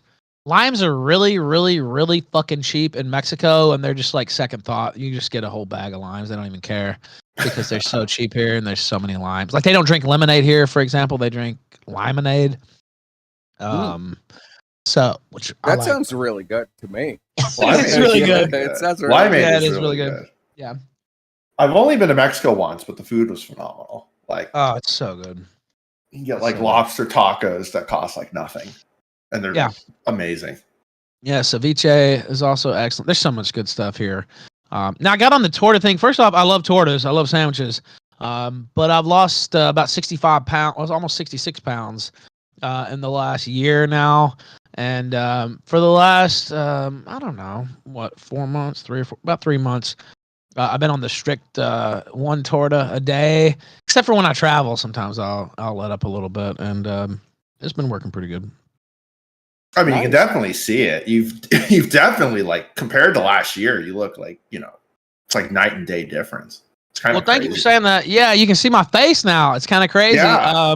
So you're getting to like the post prison, I'm getting close. You're getting close. I'm getting close. I can feel it. I can almost reach out and touch it. You remember that's when we're at 2018 levels, is when you look like that again. That's how I feel too. I literally want to get back. I was 186 when I got out of jail, and I'm 211 now. So I'm getting close. I can almost reach out and touch it. When I get under 200, that's when I'll really be happy. Not that I'm going to stop, but that's when I'll really know. I mean, and that's pretty good for not even doing like a hardcore diet or anything like that, Yeah, I mean, I would argue, a lot of it's kind of a mixed fast, right? If you just eat once a day. Yes. But I still eat. It's a good sandwich with a bunch of meat on it, and all these fixings and stuff, and so it's not like I'm starving myself. But yeah, it's mostly just the one meal a day, and I've done a little bit of walking. But yeah, I've lost about 66 pounds. Yeah, you can't knock walking either. Walking's really good for you. Yeah. Now, when I was in jail, I was doing burpees and I was doing all this crazy workout stuff every day, which I need to get back to, but I kind of just been focused on losing the weight before I get hardcore back into the gym and stuff. But feeling better, moving around a lot better, and yeah, it's worked out pretty well. Yeah, I'm feeling you there. I remember when we started. That was one of the first crossover things we ever did was punt the gun. Yeah, with Josh, and Josh freaked out this pizza day and everything, but we did the crossover, and we were all posting our guts on. We were all posting our guns on Twitter and doing the weight loss. I've lost. Yeah, all you fat fucks did that. I lost 50 pounds since. Well, Squire doesn't have that problem, but I lost like 50 pounds. Even though people think I weigh like 400 pounds for some reason, I have no idea why that is. Well, they think you're Ashton for some reason for a long time. Do you know that? Well, people thought I was Croc. They thought I was Croc at first. Well, it just turns out that autists have like complete blindness for like if you're wearing a mask, they have no idea who you are. Sure. They'll just think that you're whoever behind the camera. So. See, that's what you got to do. You just got to wear a mask, and people are just like, "Oh, well, I guess they're okay." Who's that? Yeah. Who's that? Goldfish fucking memory. Right. I finally finished my torta. It was excellent. So shout out to them. Shout out to the torta, the guy. The torta guy. Yeah. Taqueria. I think it's Taqueria Michelle or something like that. The name of the place. They also have excellent other food too and guacamole, but I just usually get the torta, and it's easier. I know basically what the calorie, even though it doesn't have it printed on there. You know kind of how many calories you're getting, and kind of fits with my diet. So it's been working out good. I love Mexico, and I said this on my show, so it's not a spoiler, but I want things to work out with my wife, and I pray and hope they do. But I pray if they and hope don't, they do too, Ralph. I'm with you, brother. Thank you for saying that. And I think anybody who's talked to me behind the scenes know that that's not a put on. Like, it's actually heartbreaking what's going on with that. But I love my wife to use the catchphrase today, but I really do. Another coach throwback. Another coach throwback. Yeah. And I actually do, and it's tough, but if it doesn't work out, I have no plans to go back to the United States to live, because I don't want to live there. Otherwise, there's no point. So, that's a little dark for some people, but I really have no other reason to be in the United States. I love Mexico. This is the safest part of Mexico by far. One of the safest places in North America, period. Merida, and literal safest city in the country a couple of years ago, or in the continent a couple of years ago. And so it's always the safest city in Mexico, pretty much. But I love it here. I don't speak Spanish. I should work on that for sure if I stay long term. But it doesn't really hinder me in any way, almost. So. Well, yeah. What, you've been there like what, a year so far, and you Yeah. haven't had like any. You haven't had any issues since you moved there. In Nope. terms of like crime or any kind of like weird shit. Not at all. I've never even seen So. any crime take place here. Period. And so, I mean, I know that there has been somewhere, but like I've never seen a fight. Well, the federales don't fucking fuck around. You get No, arrested, they're gonna beat the shit out of you, and Oh yeah. There's some territories where it's a little more up in the air, or the cartels are fighting here and there. Yeah. They don't fight here because it's a safe zone. They actually send their own families here. Yeah. And the rulers of this place, the top gang here, is the police. And they rule this motherfucker pretty well, and not a good idea to get on their bad side at all. I mean, you're not near the border. There's no like drug muling going through your province. It's all by the border and shit. So yep, it's great here. I love it here. And yeah, there's really no crime here to speak of.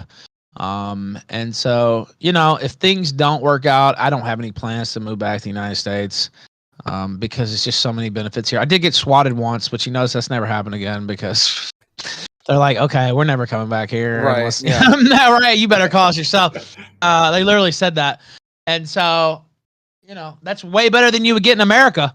Right? That's true. That's true. They keep coming in the United States. Dude, I got swatted 10 times in one place. Like, it's like, okay, look, what the fuck? This is an American bureaucracy problem. This is your fucking problem. You shouldn't be running up in my fucking house with guns, right? Like, so that happened once here, and that's it. And, that was because of internet bullshit. And so that had nothing to do with this place. This place is beautiful, and the people are lovely here. Mayan kind of descended, basically, is the dominant ethnic class here in this part of the country. And I love it here. Progreso's 30 minutes north, and Cancun very close by. And and they don't fuck around in Cancun because it's a tourist destination, so you get fucked up. Yeah, there's a little more. So it's a bigger. I think it's a little bit bigger in terms of population, and there is a little gunplay there and stuff, but not really. Although some tourists have been caught up here and there, but usually no. Yeah, because tourists are easy marks, But right. Well, also look, just don't get involved with the wrong element in Cancun. You're not gonna have any problems. And I've never had any problems in Cancun of any sort. I've heard great things about people who love to go to. They go to Cancun every year, and I love Cancun. Yeah, I've been several times. I love it there. I was in Playa del Carmen, which is very close to Cancun recently, and it's a very nice place. And so, yeah, I love this area, and it is like, and I've been here almost a year. I came last summer for 2 weeks around this time of the year to check it out on my own, and I liked it then, and ended up moving here. Just I was just like, we're selling everything, let's go. Like like it's just so we just didn't have to carry it, like, because I came down here in my truck. The second time I came, so I have my truck down here. It's getting fixed now, but I was like, fuck it. All right, let's do it. And so, some things haven't worked out personally, but I still love this area. And it's a little bit like I can't really be fucked with as easily here. And that does make me happy. Yeah, I bet. How many of these Spurgs are actually going to get on a flight and come to Mexico? Not too many. And they're in for a rude awakening if they do. This one guy tried to do that a few months ago. Well, I called my lawyer, and the police ended up paying him a visit. And he got shook. Yeah, he got shook as fuck. I mean, I have a really good lawyer here. And he called up the police, and that guy got a visit to his hotel. So, oh boy, I'm not really worried about stuff like that. I mean, can you stamp it out completely? No, but how many motherfuckers are really going to try to? I mean, people are rolling up to my house and shit. Like, I don't think that's funny or cool. So, I love it here for many different reasons. The good thing lately is that a lot of people, like, since you kind of left the AF farm, have kind of like taking your side. Even these people like Kinoshé, for example, who was like a very staunch anti-Ralph guy, all of a sudden is now kind of, I'd say more neutral and kind of, even I'd say pro pro Ralph now. Look, I don't want to speak for anybody, but it has no, not to speak, changed. But you know, like there's been a lot of which I mean, there's still gonna be people fucking with you, but I think it's a lot, it's a lot more friendlier environment now that you've kind of the weight has come off, Right. The people are happy. A lot of people just freak out when you ban, like people like create these vendettas just when you ban them out of a chat. And it's like a lifelong vendetta after you ban them out of a chat. And as soon as you unban them, they're like, okay, it's over. Yeah. It's very strange. It's kind of crazy how it works. Yeah. Too. And just, I think they wanted something like, I guess the AF stuff was just kind of dragging people down. They kind of just wanted something where it's like kind of they wanted the old kill streak. They wanted the old kill streak. I was just about to say that. They were desperate.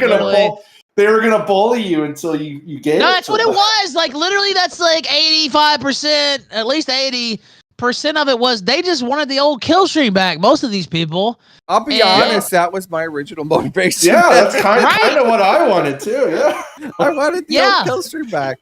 I wanted you to do callers again. I wanted you, to open it up again like it used to be. I mean, it used to be like the arena of the sector, basically. And we drew in people from outside the sector too, but like that's what it was. It was the kill stream. And you want to get your shit out there, you go to the kill stream. Right. You want to call in, right? And it was pretty much open to anybody.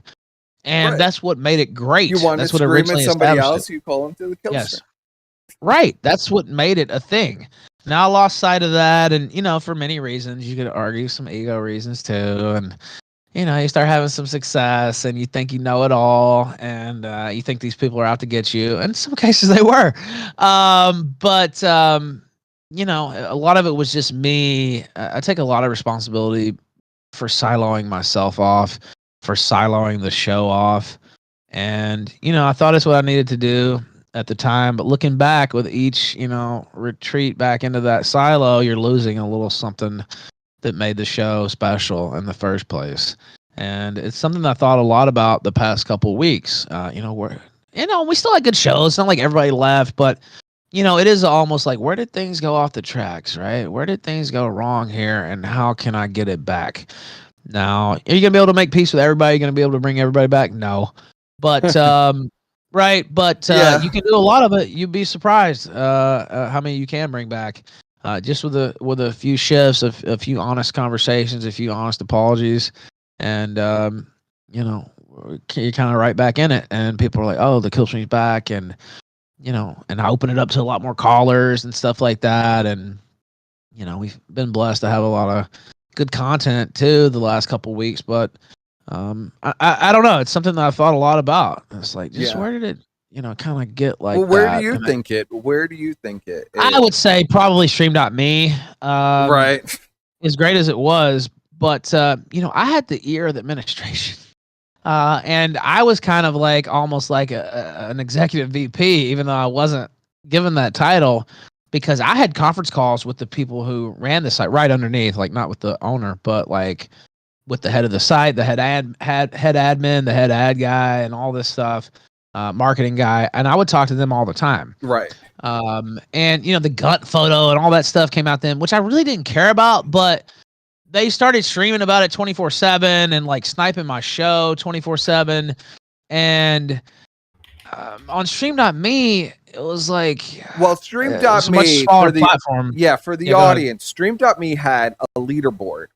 And if you were number one slot, you got like $3,000 a week, right? No, it was $600 a week, and it was about $2,400 a month. And I won that thing every single week I was there. And that was one of their pitches to get me to use the site. They said, "Look, we have this program, and this guy with like 30 viewers is winning it every week because nobody uses the site. If you came in, you would immediately win that every week, right? And you would add over $2,000 to your salary every month, just by streaming here." And I was like, "Damn, that sounds pretty good." And so I did that, but I got a little too corporate, maybe, or a little too caught up in, how it was being perceived or what was being done to the show or done to me, and so I started feeling more aggrieved about things I saw. Well, there was huge competition for that money because it went all the way up to like the top 20, if I remember right. And there was a payout for each rank. Like that, yeah. Yes. Yeah, it did. So that you was know, like a huge force for people to stream snipe you and stuff because everybody wanted to get more money from that leaderboard. So there was like major infighting for like the 4th and 5th slot, 6th and 7th slot, you know. Like well, and I kind of got caught up. Well, I was going to say, I kind of got caught up in reprisals against, I mean, not to dismiss anybody, but much lower streamers that I really should have just been ignoring, right? And should have not even played into that. But, you know, I got caught up into reprisals and, oh, you want to fuck with me? Okay, well, I'm going to make a couple calls, right? Like, you know what I mean? Yeah. And, you know, that reputation is hard to wash off. And that reputation is hard to get rid of once you indulge in that. And I indulged in it. So I would say during the second half or latter half of Stream.me, that's kind of when it went off the rails a little bit. Yeah. And then, and then with each scandal, with each, you know, run, with each wave of people coming at me, you step one step further back, or you justify one more dirty deed, right? Or one more crooked deal or whatever. And you eventually lose your way. And, you know, it happened to me. And I can definitely see where it happened and, you know, how I started to drift. And, you know, I'm trying to drift back the other way. But, you know, yeah, I would say it was Stream.me. Good old Stream.me. I love those. Well, it was a golden era. Days. Yeah. It was a golden era in a lot of ways. SPCC was there until Fragmenko chased him off. You had who else was all there? Josh was on there. Josh was on there. Dumbass was on there. Who was that crazy guy? That crazy guy. Like Norwegian or something? Kitty Styles. Yeah, Swedish. Kitty Styles. Yeah. Yes. Well, you know what's funny is I came over there and he's like, "Welcome to Stream.me," and he was like all friendly and stuff. And I was like, "Hey man, thanks, nice to meet you." And then by the end, he was like just a rambling mess. Yeah, they were harassing him so bad. Well, we brought the craziest trolls and the most hardened online combatants basically to Stream.me and just completely took over their community. Yeah. And it became the Killstream Palace, basically. Yeah. Right. And it did. You chased Narcissa off almost immediately. Narcissa, right, was on there. She was on. He was on there, right? Well, Medicare was on there. There was a ton of people using that site. Worski tried to use it. Now he couldn't draw over there, so he just stopped using it. There's a reason he couldn't draw. Oh, he had that one karaoke stream on there where he like sang karaoke for like 10 hours and was like completely wasted. Wild Goose was over there. That's right. Yeah, there was a ton. Yeah, of Wild Goose. Yeah. Wow. There was a bunch of over there, and it was talent. But you know, I look back and I got into a fight, into fights with a lot of these people, and it kind of started then. Right. I came in to chat to shit talk somebody else that was in Wild Goose's Discord, and he thought I was talking shit at him. And we haven't really been cool since. And that was a guy. Of course, we had our beefs, Bill Wagner crew, and all that stuff back in the day. But he actually became a friend of mine. One of the few people I talked to while I was in jail, actually. And help my ex-wife run the site and keep my name out there. And a lot of people did that. But you know, it just well, I remember what you described it as when you were on Stream.me. You called it like the prison mentality, you know. Yeah. Everybody was just like that. It was like being on the cell block because it's like close quarters, right? Yeah. And there weren't though there was a lot of people there, getting shanked. You know. Yes. It was that type of mentality, and it's not like YouTube or even Rumble where, you know, somebody might be fucking with you or sniping you or whatever, but it's a huge site, right? And you don't feel as confined versus there, it's like being on the cell block, right? And it's like, fuck, I can't get away from these people. Yeah. And okay, well, what am I gonna do? Well, you know, all right, I'll start doing my own politicking, my own lobbying, and looking back, that was a huge mistake. Because it caused a lot of resentment. Now, I wasn't responsible for this, but the owner ended up getting doxxed, and all of his family got doxxed. And it was because I had kind of brought in that culture, really. And that we could blame that on Jock. But I remember a lot of the A-logs blamed Ralph. I remember I was blaming Ralph for it too, because I was like, "Oh, fucking Ralph! Look what he did. He got everyone fucking pissed off." And everything escalated to like such an insane degree on Stream.me, where like you guys are literally getting swatted in Miami, like They're sending Yes. hookers and pizza. Dispatch is literally calling Andy is sitting in a McDonald's. He's telling them that Andy's screaming nigger and he's a Nazi, and they're calling the police. All that It got happened. wild. Yeah, you had They got Xander on. wild. You made him cry, literally sob. Oh, I remember that. He literally That was such a great sobbed. stream. Yeah. And it was just. I was vicious too about it. Like I got vicious, and I got that in me, but it should be deployed more judiciously. And I just got too liberal with deploying that. And I still remember that Danish police guy, and I shouldn't have done this, but I don't even know if it's true that his girlfriend died or whatever. But he was talking shit about me, and then I remember, I think it was Zoom or somebody pulled us all on a stream, and I started making fun of him. I started singing "Dust in the Wind" about his. I remember that. Yeah. Yeah, I remember this. Someone made a meme out of that. That was amazing. Yeah, Where you're just like yelling in the background, like "Rest in peace, bitch." yeah. It was. Looking back, those weren't the best moves, but there's still some funny moments from it. But I was in the mentality of I gotta defeat these people when really it wasn't. I take my fair share of the blame. Let's just put it that way. As far as I shouldn't have responded the way I did. So a lot of people make that mistake too, where you're kind of just like stomping on someone who's kind of like a defenseless, like Well, like Ralph described it, cell block mentality. Everybody's got to get in line.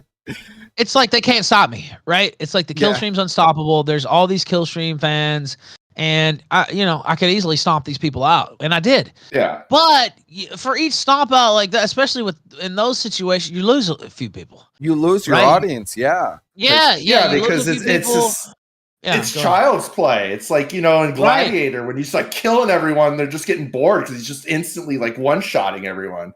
They want to see like a battle, Right, and it's just not sporting, and people see you in a different light when you're like bullying all these smaller streamers and fucking with them. Now they were fucking with me too, but like, I had a bigger audience. It was a disproportionate response. Really, and so you start to get that reputation, and like I said, it's hard to get rid of once you get it. So that was my fault, and you fall into that. So and I feel like maybe you started to you fell back into that kind of hard when you got back on Cozy, because I felt like you chilled out on D Live, and then once you got on Cozy, it was cell block mentality again, and anybody and everybody was going to get fucked up if they, because you're the biggest streamer. You're basically the only one even pulling an audience. You have that politically provoked bitch who's just like, I would consider her like a punching bag, right? I mean, to be honest, they're all everyone. They're all punching bags. Bag. Even Beardson. Beardson's a paper tiger. Like if someone from the outside comes out and starts mogging him, he just completely freezes. He shuts down. Yeah, which is surprising. He's not used to it. That was surprising. Well, he's used to being a bully. He's not used to getting bullied. That's his problem. But other than that, there's no one really on Cozy that I would say is like a formidable adversary to anyone. Not even Nick, to be honest. In some ways, Nick is a bitch. Well, he won't even go on stream. So, and face. Yeah, let's get into the last segment because that's by design, right? So Nick has all of these people, and they're meant to be basically like prison bitches. They got their pockets out. They're gonna bend over. They got to put the mop wig on at any moment for Nick. You got to bend over. And this is the mentality that Nick kind of perpetuates because he's Jesus Christ, right? He's the only one that can save you. The dear leader. The dear leader, yeah. Josh also does this, but we're not going to go into Josh. So, no, please don't. Go ahead. But yeah, it became like that. And you see, and I'll just say real quick before I'll let you finish your preamble there. But you see Brittany and them giving him $500 and all that shit. I never gave the motherfucker. He ought to be paying me, like you said. I never gave him any money. Now she is the only streamer. She's paying him to be the only streamer on his site. How does that make any sense? I don't know, but I remember the A-logs at the time were trying to troll me into giving him some money, and I was sitting there thinking, I'm never giving this fucker any money. Would you give him any money? Yeah, I don't know. They're like, Ralph, you haven't kicked up your half to him. I'm like, I'm not kicking up anything to this fucker. Yeah, what do you think this is? Well, looking back, I think I got some heat over that. You and did. I even saw him mention on air, like, well, these guys complaining and so and so doesn't give me money. I was like, Well, is it you know true? what? I'm carrying your fucking website, you fucking bitch. But you know, and then what they did to Baked, you know, I'm taking notes. I'm like, okay, if they'll do that to Baked, well, they'll do to me. And then sure enough, they tried it. So It's literally like the Lord of a Manor getting tribute from the serfs, you know, Yeah. like just straight up. Now, did he actually? I know he was trying to intimidate Baked and Lulz into giving him a cut of Power Chat. Did that ever happen? Well, so I said that on the air today. I don't know. I know that there was discussions, and I think maybe it did happen. I just never followed up on it. But he was supposed to get 5% or something like that from the cozy streamers only, right? So somebody repeated this earlier in my chat, and they were like, 5% of all Power Chat. No, that's not what I said. It was supposedly supposed to be 5% of the cozy take. Now, I don't know if that was ever finalized, but he called Baked Alaska when I was at his house, and he was like, fuck Baked and this and that. He had sent Baked a text like, fuck you. Now, people didn't know this until I talked about it. But yeah, that absolutely happened. And he almost ostracized Baked last summer. And, you know, Baked was trying anything and everything he could do to, like, you know, keep the friendship, keep the connection. Why is Baked now? Baked kind of made Nick Fuentes' early career because Baked was big back then, and I'm pretty sure Baked even had Nick like on. He had like a pilot for MTV where he went around and interviewed people on the street, and he literally had Nick with him interviewing people on the street. So when did that dynamic? So that dynamic completely changed to Baked almost being completely subservient to Nick, and I'm kind of curious about that. Well, I mean, you know, I guess that was my first signal on that. And then Bake's just, you know, he's kind of trying to be a loyal guy or whatever. But, you know, Nick's the type of person, the more you give him, the more he'll take advantage, right? And if he thinks he has something over you or some type of pull over you, he'll keep going back to the well, and it'll, you know, he's taking more and more water each time out of your well, basically. And you know, he's just that kind of guy. I mean, I would argue back, that's kind of when I first noticed it last summer. And then Baked went to jail, and, you know, Nick had like laughed at him and didn't write him, and Beardson didn't write him. A bunch of these people didn't write him. I didn't write him either. I've written him since he's been in jail this time. But, and I even apologized, you know, when he got out, I apologized to him. I was like, man, I was so fucked up and I was in a bad place and I'm sorry, you know. Yeah. But none of them did. They all were like indignant about it, right? And just like, fuck you and holy shit, get over it. And it's like, this motherfucker was in federal prison, you know, in solitary confinement, which I didn't even know till later. And, you know, I've been to jail. So the catchphrase there too. But I've been to jail, and I know exactly what it's like to be in jail and to be separated from everyone you love. And, you know, I compare it to being on another planet because you're still alive, you're still human, life's still going on, but you're in there separated from it. And when you're in jail, people forget. And people who you thought were going to write you, they don't write you. And you get some surprises too with people who do write you. And, you know, I understand being hurt by that perfectly well. And so Baked came out of jail, and he had some grievances, and they went unanswered because that's how Nick Fuentes is. He's a faggot. And he went on Big Tech's show and said a few things. I think about Ali Alexander and a couple other things. And Nick just like took that as a complete betrayal. And he came on my show, actually. This was in May. Yes. And if you listen to it, I'm like, hey, you guys will probably wake up. Like, this will probably be patched up, right? One day. And then he's just like very coldly was like, no, I don't think so. And I was sitting there thinking, like, what? And I'm kind of trying to lobby for Baked a little bit, but also not make it obvious. Right. And try to ease up the heat. And if you notice, I never participated in any anti-Baked stuff and just steadfastly ignored that. But after that stream, he went on his show, Nick did, and said, well, maybe I would accept a North Korea style apology from Baked or whatever. And then Baked went on his show and basically gave a North Korea style apology, you know, but it was honest, right? Like, you know, I won't say it was groveling or anything, but it was very thorough and very heartfelt. And Nick just coldly threw that to the side too, and had all his minions attack him, and, you know, faggots like Black Swan and Harris Walker like deleted his Telegram chat.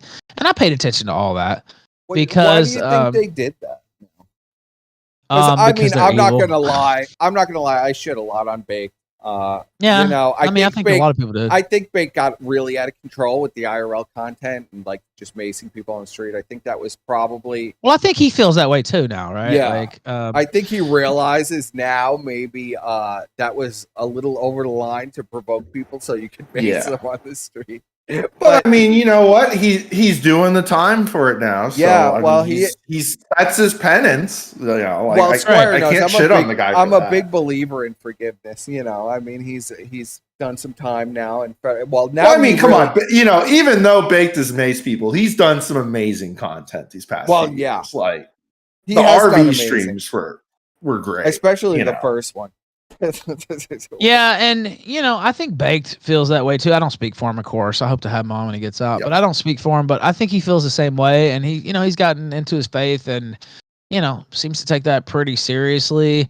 And I think that was intimidating to some of these people too, because he was actually out there being more Christian-like, right, and being more like, "Look, I don't want to be this guy. And this is not compatible with my faith," and it wasn't.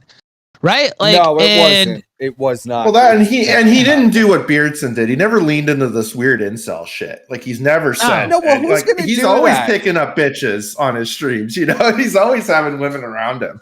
Well, why wouldn't you have women around you? Don't you think that's nuts? Well, why do you get into this? You're like, you're a young guy in your 20s. I mean, Nick is a fairly like he's a normal looking guy. He's obviously like obsessed with his appearance. Why wouldn't you have bitches around? Well, if you're gay. Yeah, well, even if you're gay, though, I mean, you know what I mean? I mean, how this well, is I would crazy. argue even if you're gay, yeah, I mean, you probably have more bitches around than they do. Well, like, even gay guys have bitches around. Yeah, that's what I'm saying. Well, believe it or not, Ralph, I've had girlfriends and stuff. I won't go into my whole personal experience with that. But, you know, I don't have any problem with women in that way. I mean, if you put a woman in front of me, you put her in my bed, there'd be no problem there. I just have, you know, women. Certain preferences.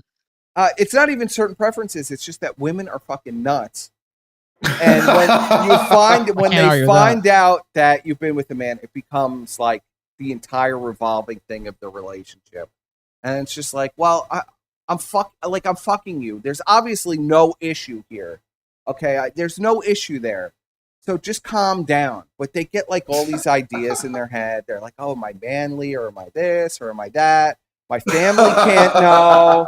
And I'm just like, you know, after the last time, you know, it got real serious. And then it was like, oh, my family can't know. No, I was just like, all right, I can't deal with this shit. You know, I just,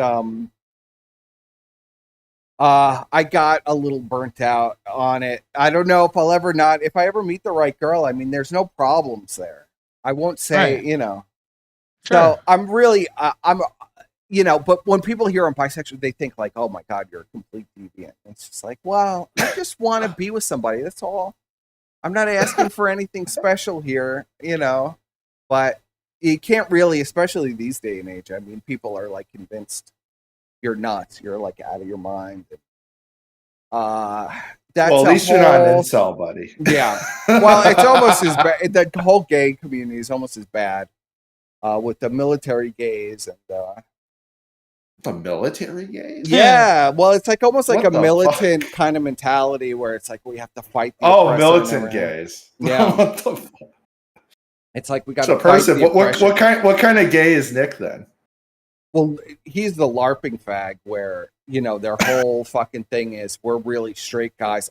You encounter this a lot in the gay community that the guys will absolutely, you could fuck them in the ass. Okay, not to be graphic, but you could fuck them in the ass. Too late. And they will insist that they're straight. I'm not even kidding you. They will insist that they're straight. They're not gay. That it was just a thing that happened. They're not gay. It's like this big LARP. And then it's like, oh, I'm a straight guy, though. You're not straight, bro. You just got fucked in the ass. There's nothing straight about you. I mean, we could live with it, you know. I don't know how long you can have this LARP going on, but there's nothing straight about it. But I've encountered it a million times where there's like this weird counterculture. I'm somewhere in like a limbo out in fucking the phantasm, the fucking void where I'm just like, I just want to date one person and have a normal relationship with somebody. I don't really give a fuck about all the politics of it. But either like there's this weird LARP where they're like putting on Nazi uniforms and fucking each other, and they have this whole LARP. You see it with furries too, where like furries they'll have a fursuit on and they'll fuck each other in fursuits, and then they'll put a literal like Nazi uniform on over the fursuit. It's like, I don't know. It's some kind of fetishism, but that's what's going on there.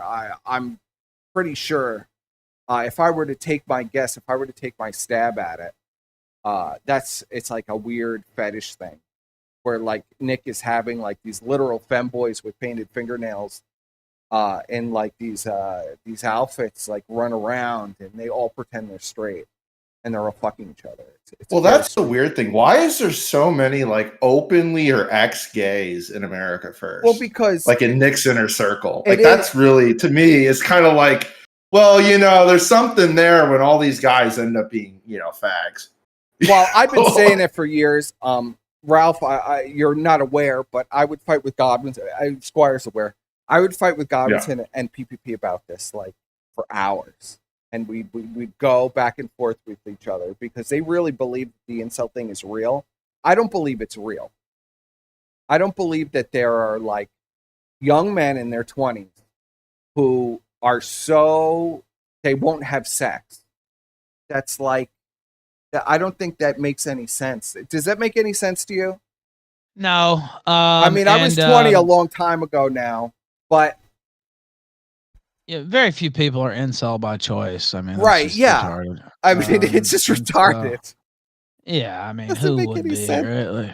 It doesn't make any sense, and you know, I mean, in a limited basis, yeah, I guess there are some, but well, yeah, no, in general, no, right? Like, and you know, these people who adopt incel as a way of life got something else wrong with them, either. Or they're trying to hide something. Maybe they're not comfortable with being gay, like you said. Yeah. Or, you know, they just have no ability to talk to women. And so they just retreat into that as an identity, which I can understand it. You know, I wasn't always great with women, and I've had my problems even since. Yeah, but nobody starts out being good with women. Right, you don't start. You're not supposed to start out good with women. I mean, you know, I guess there's a rare example here and there. You know, the star quarterback or whatever, but like, you know, it's a grind for most dudes out for there. most average looking guys, it's a grind. Yeah. You got to try and try and try and try and work them until they finally like surrender. You know, it's like the thrill of the chase. You know, right? I mean, and it's a game like that you learn. It's a game that you learn as you get older and you get a confidence. That's normal. Well, I remember being younger and being afraid to approach women. Or hit them up or whatever because you're afraid of the rejection. Yeah. And so, but once you get over that, it's like, well, there's a lot of bitches out there, right? Like, I mean, okay, it didn't work out, or okay, it fell apart, or it never started. Right. Okay, we'll just go to somebody else or work on something else. You know, I guess, and I won't get too meta, but you know, I miss my wife. I think everybody knows that. But I guess in some ways this has been valuable, no matter which way it goes, and hopefully it goes positive. But you know, I've been with somebody since I was like 27, 28 years old for like a decade. I've had a relationship like immediately, and even in between relationships, like a couple months, and then bam, like I'm right back into something else. And a 4.5 year long relationship, live-in relationship with a girlfriend, another 4.5 year long relationship and an ex-wife, and you know, dalliances and entanglements after that, and then you know, like 3 years with my currently estranged wife and stuff like that. So I guess that's more like over a decade, right? Yeah, that's over a decade. So you know, you just get used to having a partner and you know, having that person around that that female's touch, right? The woman's touch, and you know, it's something that you just get so reliant on. And so I do think no matter which way it goes, that it's probably been good for me in certain ways to have to be alone with myself and to have to adjust some things and think about some things that I probably wouldn't have to do if she was here. And so I see the value in it, even though it's been one of the hardest things in my life. So. Well, someone in the chat just said some of these groypers could use Ralph's experience, and that's true. You know, like a lot of these guys, like literally, once they like the anime Ritus is a good example. Once he got laid, he completely evened out and was completely done with AF. And then Nick did like a 4-hour stream, like chastising him. Well, I've got a lot of good advice because I got a lot of failures. And so, you know, and I was saying this on my show the other day. It's like one of the things I've learned is, you know, I got into a real habit of never apologizing first and not apologizing very often ever, but always making my girlfriend or wife or, you know, what have you, come to me first if we have some kind of discord or some kind of falling out or we're not talking or whatever. They would always have to make the first move, and I would see making the first move basically as taking an L or surrendering some type of control, which it is kind of, but you can't. You shouldn't be like that. And you know what? They resent that shit. They resent it, and they never forget. Women never fucking forget. They never forget. They'll never. They never forget it. And then they get pissed and they build up that resentment and they won't say anything. They'll always wait and wait and wait until it explodes. Yeah. And then they have all kinds of grievances, and it's like, and like, why didn't you say it? Yeah, and it's like, why didn't you say that when it was a problem? And they always get pissed, and they'll hold that resentment against you because they had to wait. But a woman will never say anything. That's always a mistake guys make. Women will never ever tell you what the problem is. You have to fucking poke and prod them, and you're constantly finding yourself apologizing for things that you didn't even do wrong. But I don't know. That seems to be part of like this. That's what they want for whatever reason. That's what they want. Well, I mean, I was just thinking about my relationships in my life, and a lot of that shit wouldn't be the way it is, or wouldn't have turned out the way it did if I had just even half of the time made the first move on reconciling things and not built up that resentment, because you do that for years and it builds up.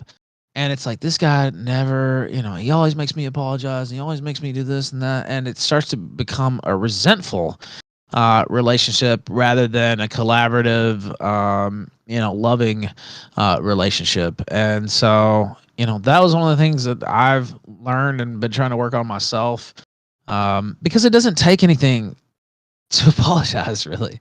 Right? And I'm not saying give fake apologies, but I mean, it's not really that big a deal, particularly if it's somebody you love, right? And just apologize. Just make the first move. Like, it's no skin off your nose. Like, you can help yourself a lot just by taking that advice right there, and not holding out apologies as some type of holy grail that you never want to give because it'll weaken yourself or make you look weak. And you know, I was caught up into that my whole life, really, and shouldn't have been. So, well, it's growing up, Ralph. You know, we learn this stuff as we get older. Well, you know, guys, you know, in your 20s, you're still like in that kid mentality almost. You like, I noticed after I turned 30, it was like you start like actually growing up, getting like a maturity. It takes a while. It takes a long time to. Well, you know, I actively fought against growing up. Yeah, well, so you fight it because you don't want to feel old. You don't want to grow up. I get it completely. And they talk about arrested development or whatever, but I arrested it on purpose. And it's like, I want to keep that mentality of 19-year-old or whatever, and just live my life that way. And news alert, you can't live your life as a 19-year-old. And if you do, you're gonna have a lot of problems. And I've had a lot of problems for that reason. And, you know, it's taken me a while to get there. And, you know, of course, I had a pretty well publicized relapse there, earlier this month. And, that was sad because I had a great run going and I was putting things back together and I squandered all that. So it's not like I have it all figured out. I don't want to sit here and act like, the Dalai Lama or something, or, but, I do think that I've figured a lot of things out, and still a work in progress. But these are a lot of things that I never would have even faced or thought about really, if I wasn't dealing with that relationship adversity and trying to build that back. So I take it as a blessing, no matter how it turns out. Of course, it'll be a nasty. Not that I'm going to go after her or anything like that. I'm never going to do that. But it would be a nasty blow to my, just to my psyche for sure, to lose my family, my wife. But I'm trying to keep a positive mind about it, even if that does happen, and trying to use that to build myself up. So. Well, it's a process, right? I mean, you got to fall down, and to learn to walk, you got to fall. And a lot of people don't understand that. You can't learn how to do something unless you fail at it 100 times. You got to you'll fall on your ass 100 times, and eventually you stop falling. We all had to learn that when we were toddlers. You fall on your ass, you keep falling on your ass until you could walk, and then you could run. It's a whole process. And then once you get past that, then you could run, and then you could, it's a whole process. And we're always, I don't think people realize that you're still growing up in your 30s. You're always growing up. You're always maturing. You're always growing up. We're always learning. And I think that's the lesson of it all, right? Yeah, I do too. And, I talked about this on my own show, but, believe me, I'm disappointed in myself. Not with my current professional run, but with my personal life and how I let that go, basically. And, I can't blame anybody but myself. I could sit here and tell you so-and-so was baiting me and using my daughter and doing all this stuff, and it's true. But, you have to just have faith in yourself, have faith in your wife, in your life. And, I let that go and lost sight of things for a minute. And for me, it doesn't take much, right? You know what I mean? Like, I can just lose focus for a day or two and it's bad. Yeah. And I'm that type of person. I don't really go halfway with a lot of things. And so, I'm that type of person that once I'm in the quicksand, I'm there. And it may be a while. Luckily, it was only a couple weeks this time, but I've had, earlier this year, a few months, right? And other periods where it's just like, I just completely lost all composure, didn't want to feel anything, and, made it where I didn't have to. And so, that's something that I recognize in myself. And you just gotta keep guard and pick yourself back up, right? Right. Just get back up, get back out there. Don't, you can be sad, you can be remorseful, you can be, you can long for the things that you've lost, but you kind of have to, it's life. Life is hard, very hard. Life is hard, and you got to learn patience. Patience is always the hardest one to get down because, everybody wants things to go their way right away, right? You want what you want it now. And as an adult, you got to learn it takes a long time to build up to what you want. And that's probably one of the hardest things, I think, for people is having that patience. Yeah, and and it's hard for me too because I'm not a very patient person. And in all reality, I've only been separated from my wife for 3 months, and people have been separated for 6 months, year, 2 years. Yeah, 2 years. Yeah, before they get it back together, and maybe they get back together even. Yeah. At Some the end people of it. even get a divorce and then they get back. They Sure, get married again. Right. You can't just lose all hope and composure, and it's something that I have to tell myself, and I even say it out loud and even publicly on things like this, where when the lights are off and I'm back there and I want my wife, right? I want my wife back, and I can definitely get really sad about it. But you just can't let it get there. You just have to maintain that focus, and also remember, in the grand scheme of things, it really hasn't been that long. And I've had some falls, yeah, for sure, but it really hasn't been that long, right. And you don't really know how things are going to turn out. And you never know. What's 3 years in the span of your lifetime? It's a blip, right? That's right, and it's hard to come to that realization sometimes, because a week sometimes could feel like a year. And well, and if I'm it's something sympathetic with that. Yeah, and I talked about this. You know, some of the Groypers are like, "Oh, Ralph's begging for his wife back, or he wants his family." It's like, yeah. First off, not begging, but second off, yeah. I mean, I want my wife back. Yes, I've talked about it publicly. Yes, I miss her. Yes, she's a great woman, and I love my family. And you wouldn't really understand it unless you lost your family. And I hope that doesn't happen even to the faggots, because it's a brutal blow and it's very hard. And you saw how Ye / Kanye West, formerly known as, was acting. I talked about this on my show today. I didn't really understand it until it happened to me, and then I completely understood it. Yeah. Because there is almost nothing I wouldn't do to put things back together, right? Or to get it back on track, or I want my family back. I completely understand all that now, but unless you've had and lost, you really don't. So Yeah. I don't wish it on anybody, but it definitely puts things into perspective. Very wholesome message, Ralph, to wrap up on. And just remember, Thank brother, you. one day at a time. One day at a time, and that's That's right. always the hardest. It's the hardest because, like you mentioned, patience, and I said, I'm not that patient, but patience is the greatest virtue, Ralph. It really is. I should think that was like a meme saying, basically, but it actually isn't. True. There's a lot of value in that, and I couldn't tell you how much shit I've ruined or made worse just by not being patient in every facet of my life, from driving to anything, right? And it's something that you can do. I won't say easily, but with practice, it can get to become a habit. And it's something you might have to tell yourself, particularly if you're naturally impatient like me. But it really is. Well, it really is the greatest I can't virtue. even say in relationships I have fucked myself over so many times because I didn't have any patience, or things weren't going the way I wanted to at the time. And you do stupid shit just to get rid of it. Then you always regret it. Like I don't know. I had one where I really regretted it. But I couldn't be patient. I just wanted what I wanted right now. And that was what I wanted. And I fucked it completely. And I'll always regret that. I have one of those. I have a few of those, where you just fuck up something that's going really good because you just can't keep it together. You just want what you want right now. And you don't want to wait.